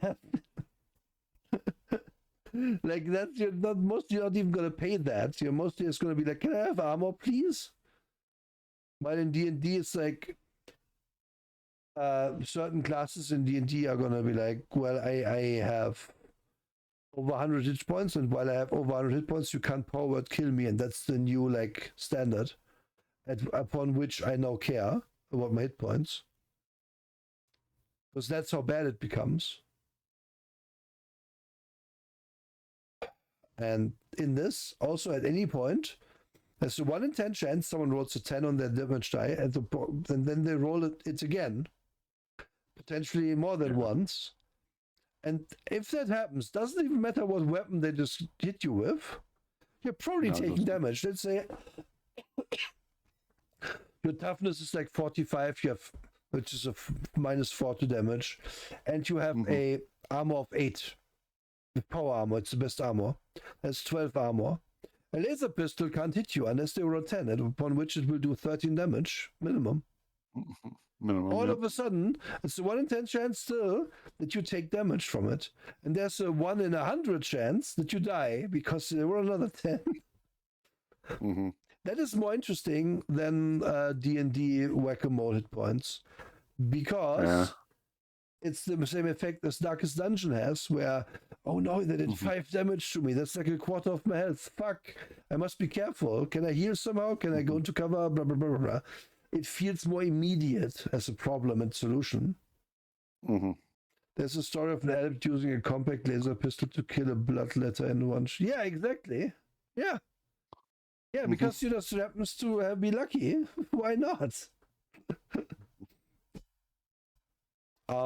It's swingy, of course. It can also work, and such mechanics often work against players, right? Because as DM, is my fix for that. As DM, I would not explode dice more than once against players. Because you have always got another 50 cultists in your hand you can send down. Because you just decide they're there. And rules like this should mainly work for the players, not for you as DM. But if you do that, I do think it works well. And it's also a risky business kind of thinking will also reign, because I got hit once, I have lost 5 hit points, I have let's say 7 hit points left. It's already kind of a lot, but hey, you rolled good on your D5. Am I in real danger in this firefight? I know the average damage isn't that high, but if they roll a 9, suddenly I'm out of combat. Because I would be at 0 hit points. Those are the thoughts that keep combat engaging. Yeah. Because if you're standing there, I'm the barbarian in D&T, I have 135 hit points at 10th level. I take 11 damage when I half that to 6. So I have 120 hit points. I did math as barbarian. Yep. I do more math as barbarian than as most classes, because I have to constantly half hit points in that and subtract points. And that's how they keep the barbarian's attention. Yeah, and then ultimately I probably end the fight with 80 hit points left, and nobody cares, because we're gonna short / long rest next. Meanwhile, in this, I got hit twice. I have 3 hit points left, guys. I really can't be in the front anymore. It's one more shot, I know I'm dead. Come on. I can't open this door. Someone have a bandage? It feels more immediate, and it's gonna stay like that, because even in good armor, you're gonna be worried about it. Yep. And that's good. That is good. That is really good. It's to take your entire 5,000 word essay and boil it down to a sentence. Really has stakes. Yeah. It really has stakes. Yeah. And that's what's wrong with most modern games, is you don't have stakes. Or if they do exist, they're confusing. And I point out that because Pathfinder 2nd Edition, there are stakes, but you're fucking confused. You rolled an 18 and you still missed the stone elemental. Why? You are a barbarian. You are trained for this shit. You're trained to hit that stone elemental. You even have the special anti-stone elemental weapon, but still you missed when you rolled an 18. You're confused the whole time.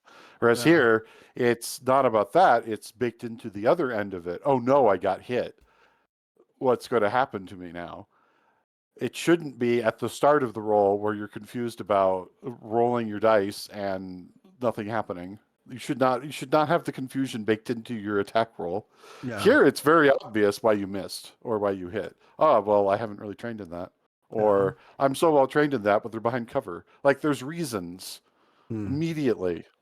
Pathfinder, there isn't, because it isn't expected that people go into cover. It isn't expected that we have 50 range modifiers that apply, because almost every battle map is drawn so that we're within 60 feet of each other.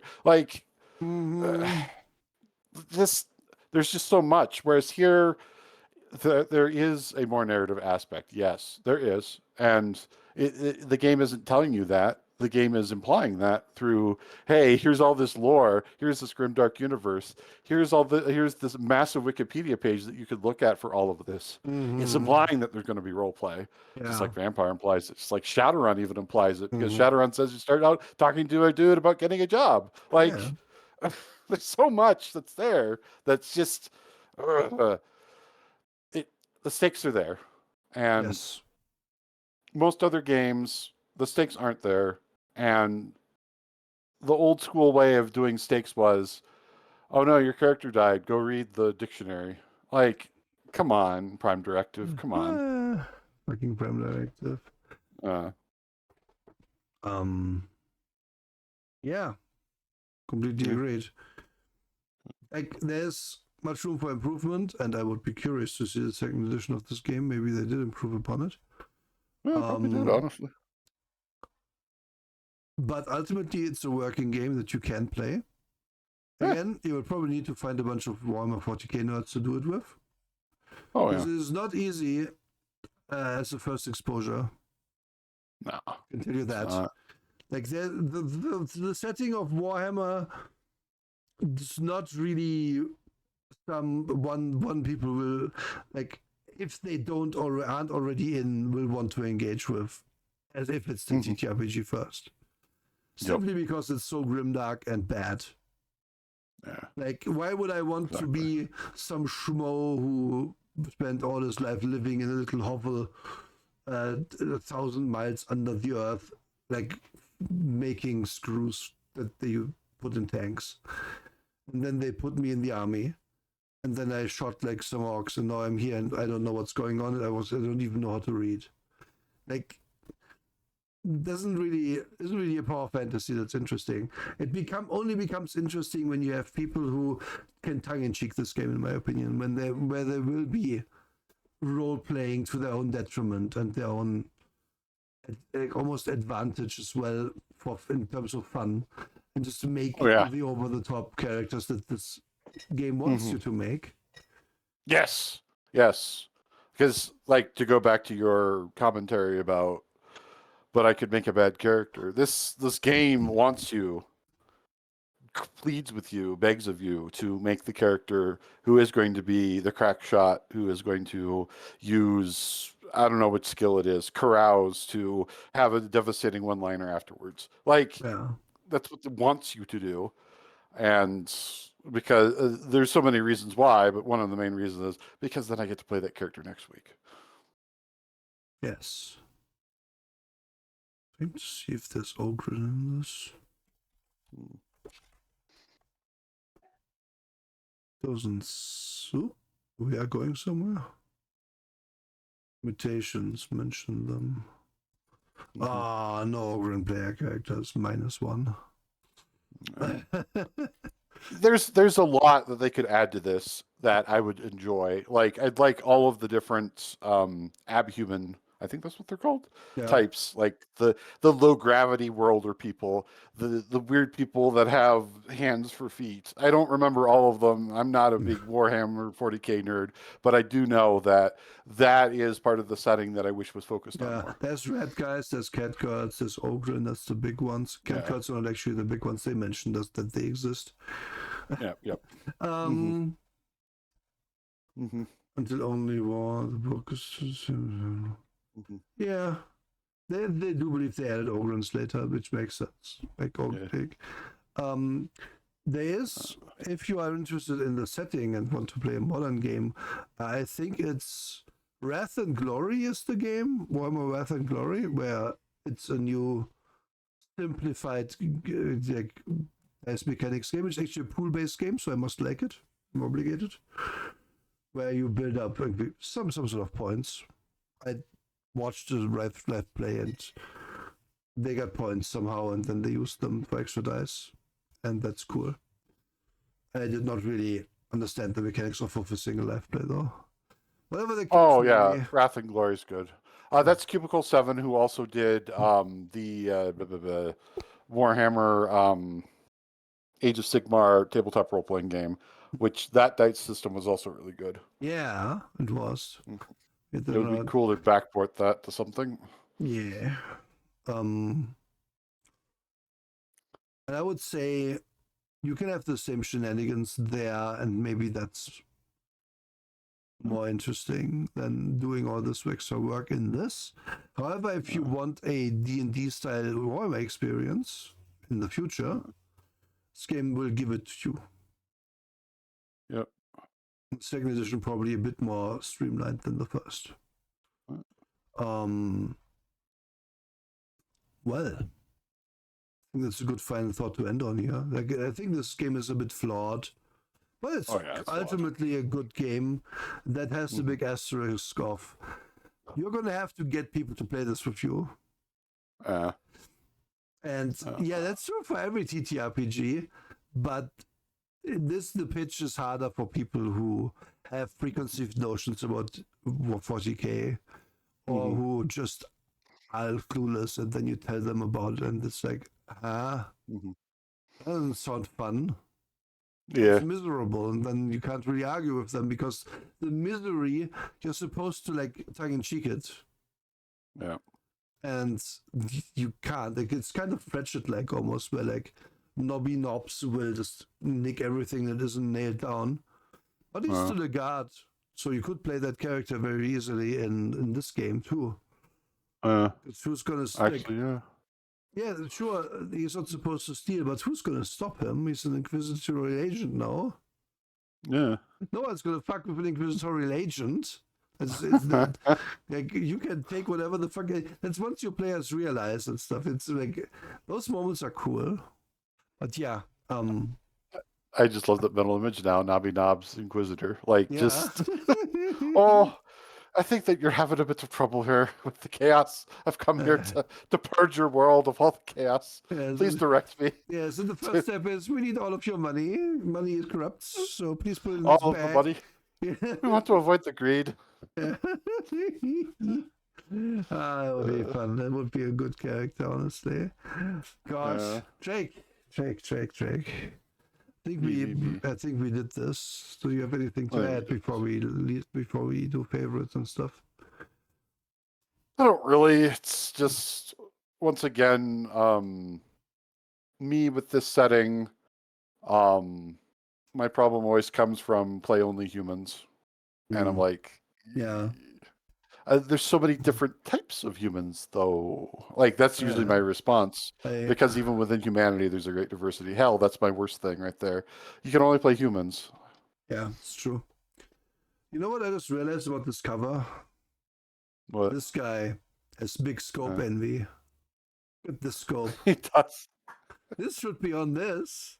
Like, you're not gonna fire a bolter with this scope. How are you gonna do that? You're not gonna hold your face up to a bolter. You're gonna lose your face. Yeah, you're breaking your everything.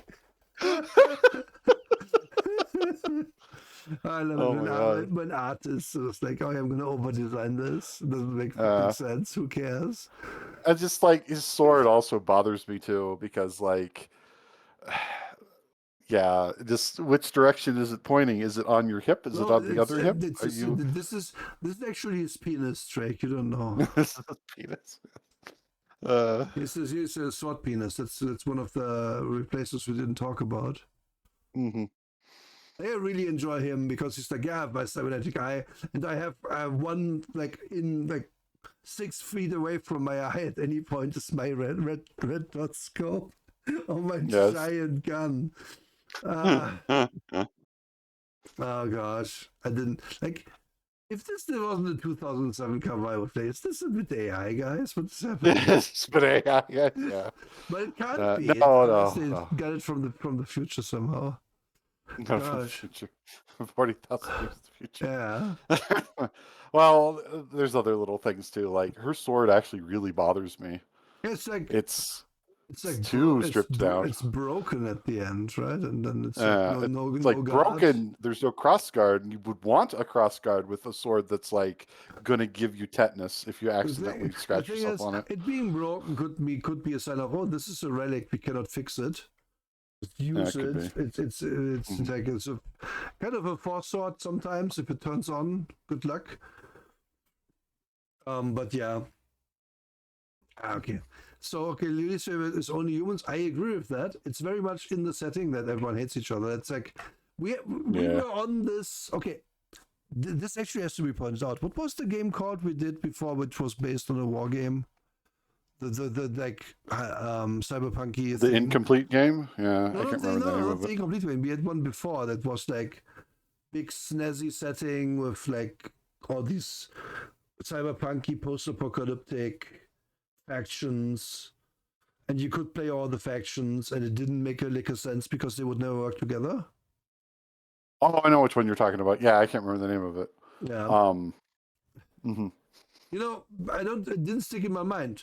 But at least this one doesn't make the mistake of being like, here's the rules for making a Yeah. Tau. Here's rules for making an Mhm. orc.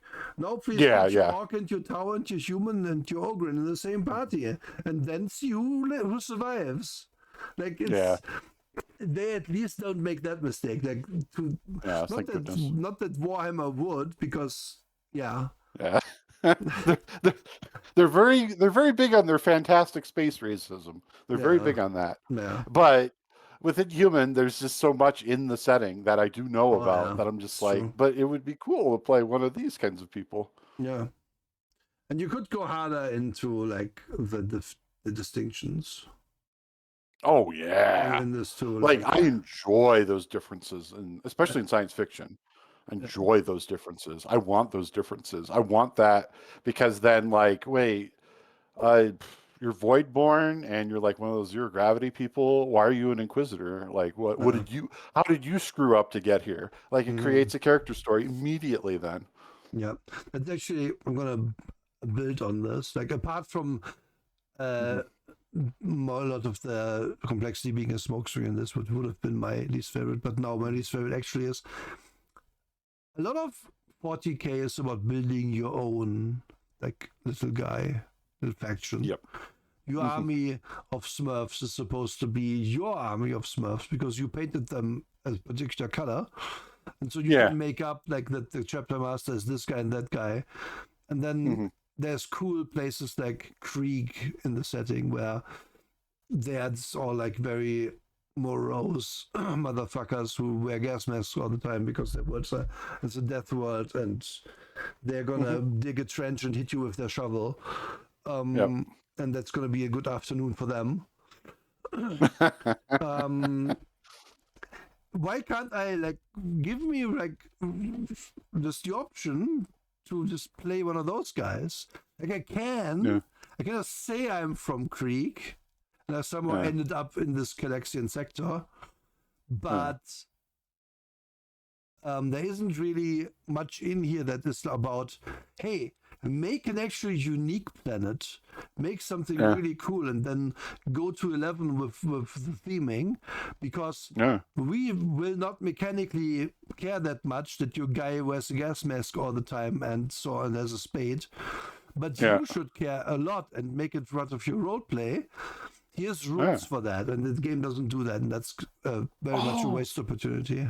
but yeah, and it goes both ways because it's a missed opportunity for the PC. It's also a missed opportunity for the GM because then that provides a potential stake at some point. And when you have that level of detail, then it's just like, okay, well, this next mission, we're going to your home world for a bit. And then Yeah. that player is just like, oh, yay. But then also on the GM side, if you have the rules in there, suddenly now you have the thing described. Now you're ready to Mm. go. Because if you have those Yeah. guidelines or like the specifications or the random tables to roll on, whatever, then suddenly you have a tool for the GM too. And that missing is a big oversight, actually. Yeah. I uh, I want to point out real quick that no one should look too close at the art of guns in this book. Oh, Because look at no. this thing. Look No. at this giant. So there's Uh, two ways this works, right? Either this has one bullet in it, this uh, whole cylinder, but then there's this vertical, like it's bisects the barrel. How does it shoot? yep. Uh-huh. Yep. Pure Um, vibes, I guess. Let's move on. yeah. I To be blunt, the art in here of specifically weapons has been triggering me this entire time, and I've been biting my tongue because some of the gun stuff is so bad that me, as somebody who appreciates a good gun and good gun art, is just like screaming inside. And I'm like, it shouldn't be this way. This is Warhammer 40K. Most Yeah, artists like go ham on their guns for art for this. Why is it like this? like I do feel this is fine. That one, because they decided to model it off of a real world thing, that's Yeah, probably why it's fine. Yeah, because both of those in the picture, they're okay, they're fine. Yeah. And the smart link wire is pretty good too in there. Yeah, it's true. That might also just be like a sling to carry the gun. Who knows? Oh yeah, or a string to make sure, or a wire so that you don't drop it when you get Yeah. killed. Yeah, yeah, that's Yes. very 40K. Okay, we did least fave. What's your fave, Drake? The gun art. No, I'm kidding. Um, they finally illustrated to us how you can make choices a big thing for character advancement in a D100 system. Because I like Eclipse Phase a lot, but part of the problem I have with their particular system is that the advancement is I just raise a number most of the time. Here though, you do have that. You have, okay, this is survival plus 10. But then there's the other things too that are the talents and then the I do new thing in fight, etc. Almost every other D100 system we've looked at has just been like, no, just raise Yeah. just the number go up. And that's one of the things I hate the most about D100 systems. It isn't that we're rolling under or anything else. It's that it's just number go up. And it's always number go up in the least satisfying way possible. Yeah. And Oh. this, yeah, this actually does that better. I said the epiphany that, hey, the other D100 game we like is Eclipse Phase, where you get basically 10,000 implants at the start to distinguish yourself. So Yep, that's kind of their way of giving you extra stuff. that is their way. It Yeah. isn't just at plus 10. But yeah, you're right. You can't just do that. Like even D&D knows that you need like something, some abilities that aren't just get plus to skill. Yeah, you really need them. Like Oops. when when people want to make a World of Warcraft comparison, I'm just like, but yes, at level 10, or excuse me, at level 42, when I get the new rank of Frostbolt or whatever, it is a big deal in that game. I am doing more damage. It does cost me more mana, but I am able to end fights faster. It is a big deal. Yeah. But that doesn't translate into tabletop almost ever. And it really irritates me because you should be able to do something similar. You really should. Why is it that 2E did that better? I should not be saying that sentence out loud. I really shouldn't be. Yeah, it's true though. So true. Like, and here's where we didn't see it, but I'm gonna show. So for this game, my favorite thing is actually how condensed you can make a monster. Yes. Oh, I love it. Like they get there's your 9 stats. Usually you don't need all of them. Usually you don't need fellowship, and you don't need for monsters at least ballistics is often not applicable. And they have a movement and wounds. They can dodge. They're fearless. They have some traits, and then they have some special abilities, and that's it. That's a monster. You would expect that to be more complicated, but it's just not. And they become like hard or easy because like a Grox, for example, it's a big lizard cow that they heard is livestock in the setting that can eat like almost anything. Yeah, big toughness. You don't want to fuck with them because if they can sit on you and they probably won't care that you're trying to shoot them. Like they also have armor, stuff like that. Like it's easy to make a monster in this. So easy. The stats being like 21 intellect for the Duskstalker and 12 for the Rocks. I don't think anyone thought about why that's there, but sure, just make up a number, make it low or high, done. They have guidelines in the character creation section about what all these stats mean. Yeah. Like, it's there. And I prefer these styles of monsters to most of the styles of monsters we get out of Pathfinder and D&D. In Pathfinder, I have to sit down and I have to let my eyes glaze over as I try to find the information I need every time. Yeah. Here, no, it's just 9 stats. Let's go. Yeah. And here's Slaughterman, who you really don't want to meet. Ha ha ha, pun. Ha ha, Slaughterman. You don't want to meet him. Yeah, you get Um, it. Yes, and even then, like I'm looking at the block of things, and I'm just like, I can understand everything from here. There's the weapons, there's the this, there's the that. Yeah. Whereas I look at like Starfinder, and I'm just like, okay, okay? So it's plus 20, but then you have a parentheses, and then you have plus 24. Yeah. What does that mean? And then I forgot what it meant last week, so I have to remember it again. Yeah. What you also don't have to have, Hmm. point this out, is like, oh, we need a level 13 bandit because they are level 13, D&D style.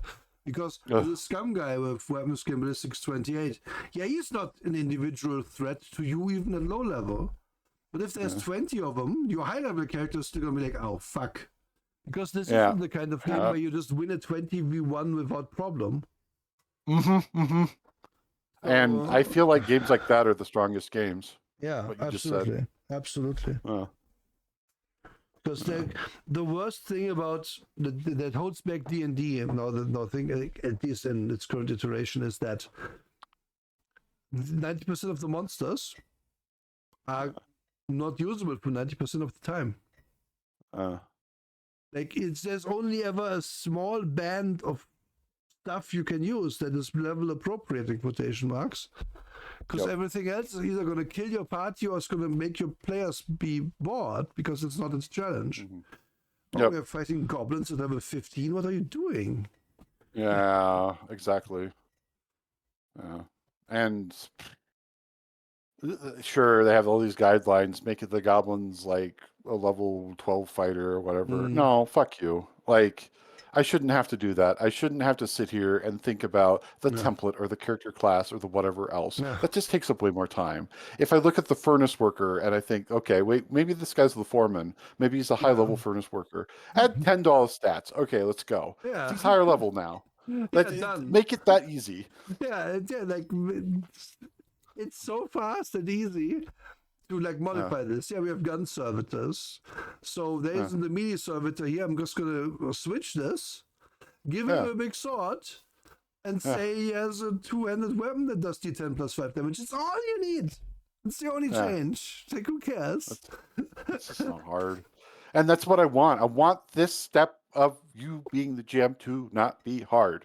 That's Yeah. all I'm asking for modern games. Make this not be hard. Give me 50 examples. Give me the step-by-step process. Do all those things. I don't care what game it is. I just Oh, literally yeah. do not care. But if you ask me to do heavy lifting with creating Uh, monsters, I'm done. you know what? He's here. Uh, He is he is just here, here. yeah. He did exist the whole time. No, he did exist. See, like that's Uh, and it didn't require much space, and they even did a picture of him too. yeah. Like, See, like this is what raises the bar for me for, hey, is this playable for me, the GM? yeah. I'm going to get some lore wrong. I don't know all of Warhammer 40K, but who gives a fuck? I'm good at running a game. Yeah. Yeah. It's like, you can get by these stats for so long because, again, it's all humans mostly. There's some monsters over there. Yeah. But that's fine. You just, yeah, there's gonna be, you're gonna make the boss of the gang an ex-arbitrator, so you're using arbitrator stats for them, and the rest Yeah. of the guys are gonna be cultist fanatics Yeah. or something. Yeah. Yeah, and then the complication is the bounty hunter who wants the bounty on them, who you run afoul of. There you go, Yeah, complicated fight. Very easy. done and done. Yeah. Like, it's in my opinion, like, how do I put this? I prefer where I can just would prefer it even more freeform, but for what it is, this could have Yeah. been a terrible section that ruins the game, and it just actually makes it good. Oh, Where it's so good. you can very easily just have enemies that you can fight. Hmm. Hmm. And also I've mentioned, yep. this is enough examples too that you can be like, okay, if a normal guy stats about this, then I know this farmer guy who isn't statted anywhere is going to have about this much. And then Yes. the other farmers in the other village who live near the the coast where the flesh-eating whales are, they're gonna have more ballistic skill because they have to fend off the whales sometimes or something like that. I don't know. Oh, and this is the thing that's like tacked on to what you said, and this is something you should do for your science fiction games. It's okay to distinguish between your humanoid enemies and your alien monster enemies, and Yes. then your common animals enemies. Mm, Please do that. yeah. They have some static demons. Yeah, they have some demons too. They do a good job with them. And oh yeah, Bloodlaser has a lot of wounds. You don't want to fuck with him. Mm-hmm. Yeah, and that's why this, like, ultimately I would play this game again. I would also DM this again with a party of people hyped to play Warhammer and be camp about it. Oh yeah, You know, yeah. like the whole first session would just be spent at the DMV of 40k trying to get basic information from the administratum, because that's the hardest challenge anyone could ever do in the setting, honestly. Trying like literally the guys who are like, we have found information that there is a lost planet over there. How old is this information? Oh, 11,000 years. We just got to pee in the thing, so we found a planet. And then they get a medal for finding the planet because that was quicker than average. Like, that's the kind of bullshit that the setting gets up to. So Yes. why would I take it that hyper seriously? That's almost like a Star Trek satire that you just described too, which is exactly the realm that I'd want to be in. Is And then I'd make good job you found this planet. I'd make the antagonist the cult. This is basically just a union that wants like 8-hour work weeks, 8-hour work days. They don't even want a day off. They just want 8-hour work days. And then the planetary governor is like, we can't give them that. They need to work 15 hours. Otherwise, how the fuck are we supposed to make enough ammo so that we don't get like behind on our schedule? And then you have to solve that problem. But the whole time the cultists are making good points. But then in the end, they are wrong because it was a Zinjian plot. The 8-hour workday is invented by Zinj to entice the workers. Because in 40k you literally can't do good things because they will always be inverted against you. Which is why the setting is so fucking mean. Yes. Anyway, I think that's a good episode at this point. What do you think, Jake? Yeah. Yeah, I think it's good. I think we're good. What are we doing next then? Oh boy. I like how my brain just went completely blank. You had one. I think you wanted to do the new Shadowrun thing. Oh yeah, let's do Shadowrun Anarchy next. Yeah, we have the full second edition of Shadowrun Anarchy that we'll review. Yeah, let's do that. Yeah, let's do that because do something new. That's a super new one. That's super like hot potato product. Yeah, we got to do those once in a while. Yeah. I don't have the Discworld one yet. I don't have the Monty Python one yet, so we'll definitely do this then. Who are we rating? We always talked about rating Mikyu and then don't do it, so I'm gonna rate Mikyu. Let's actually do it this time.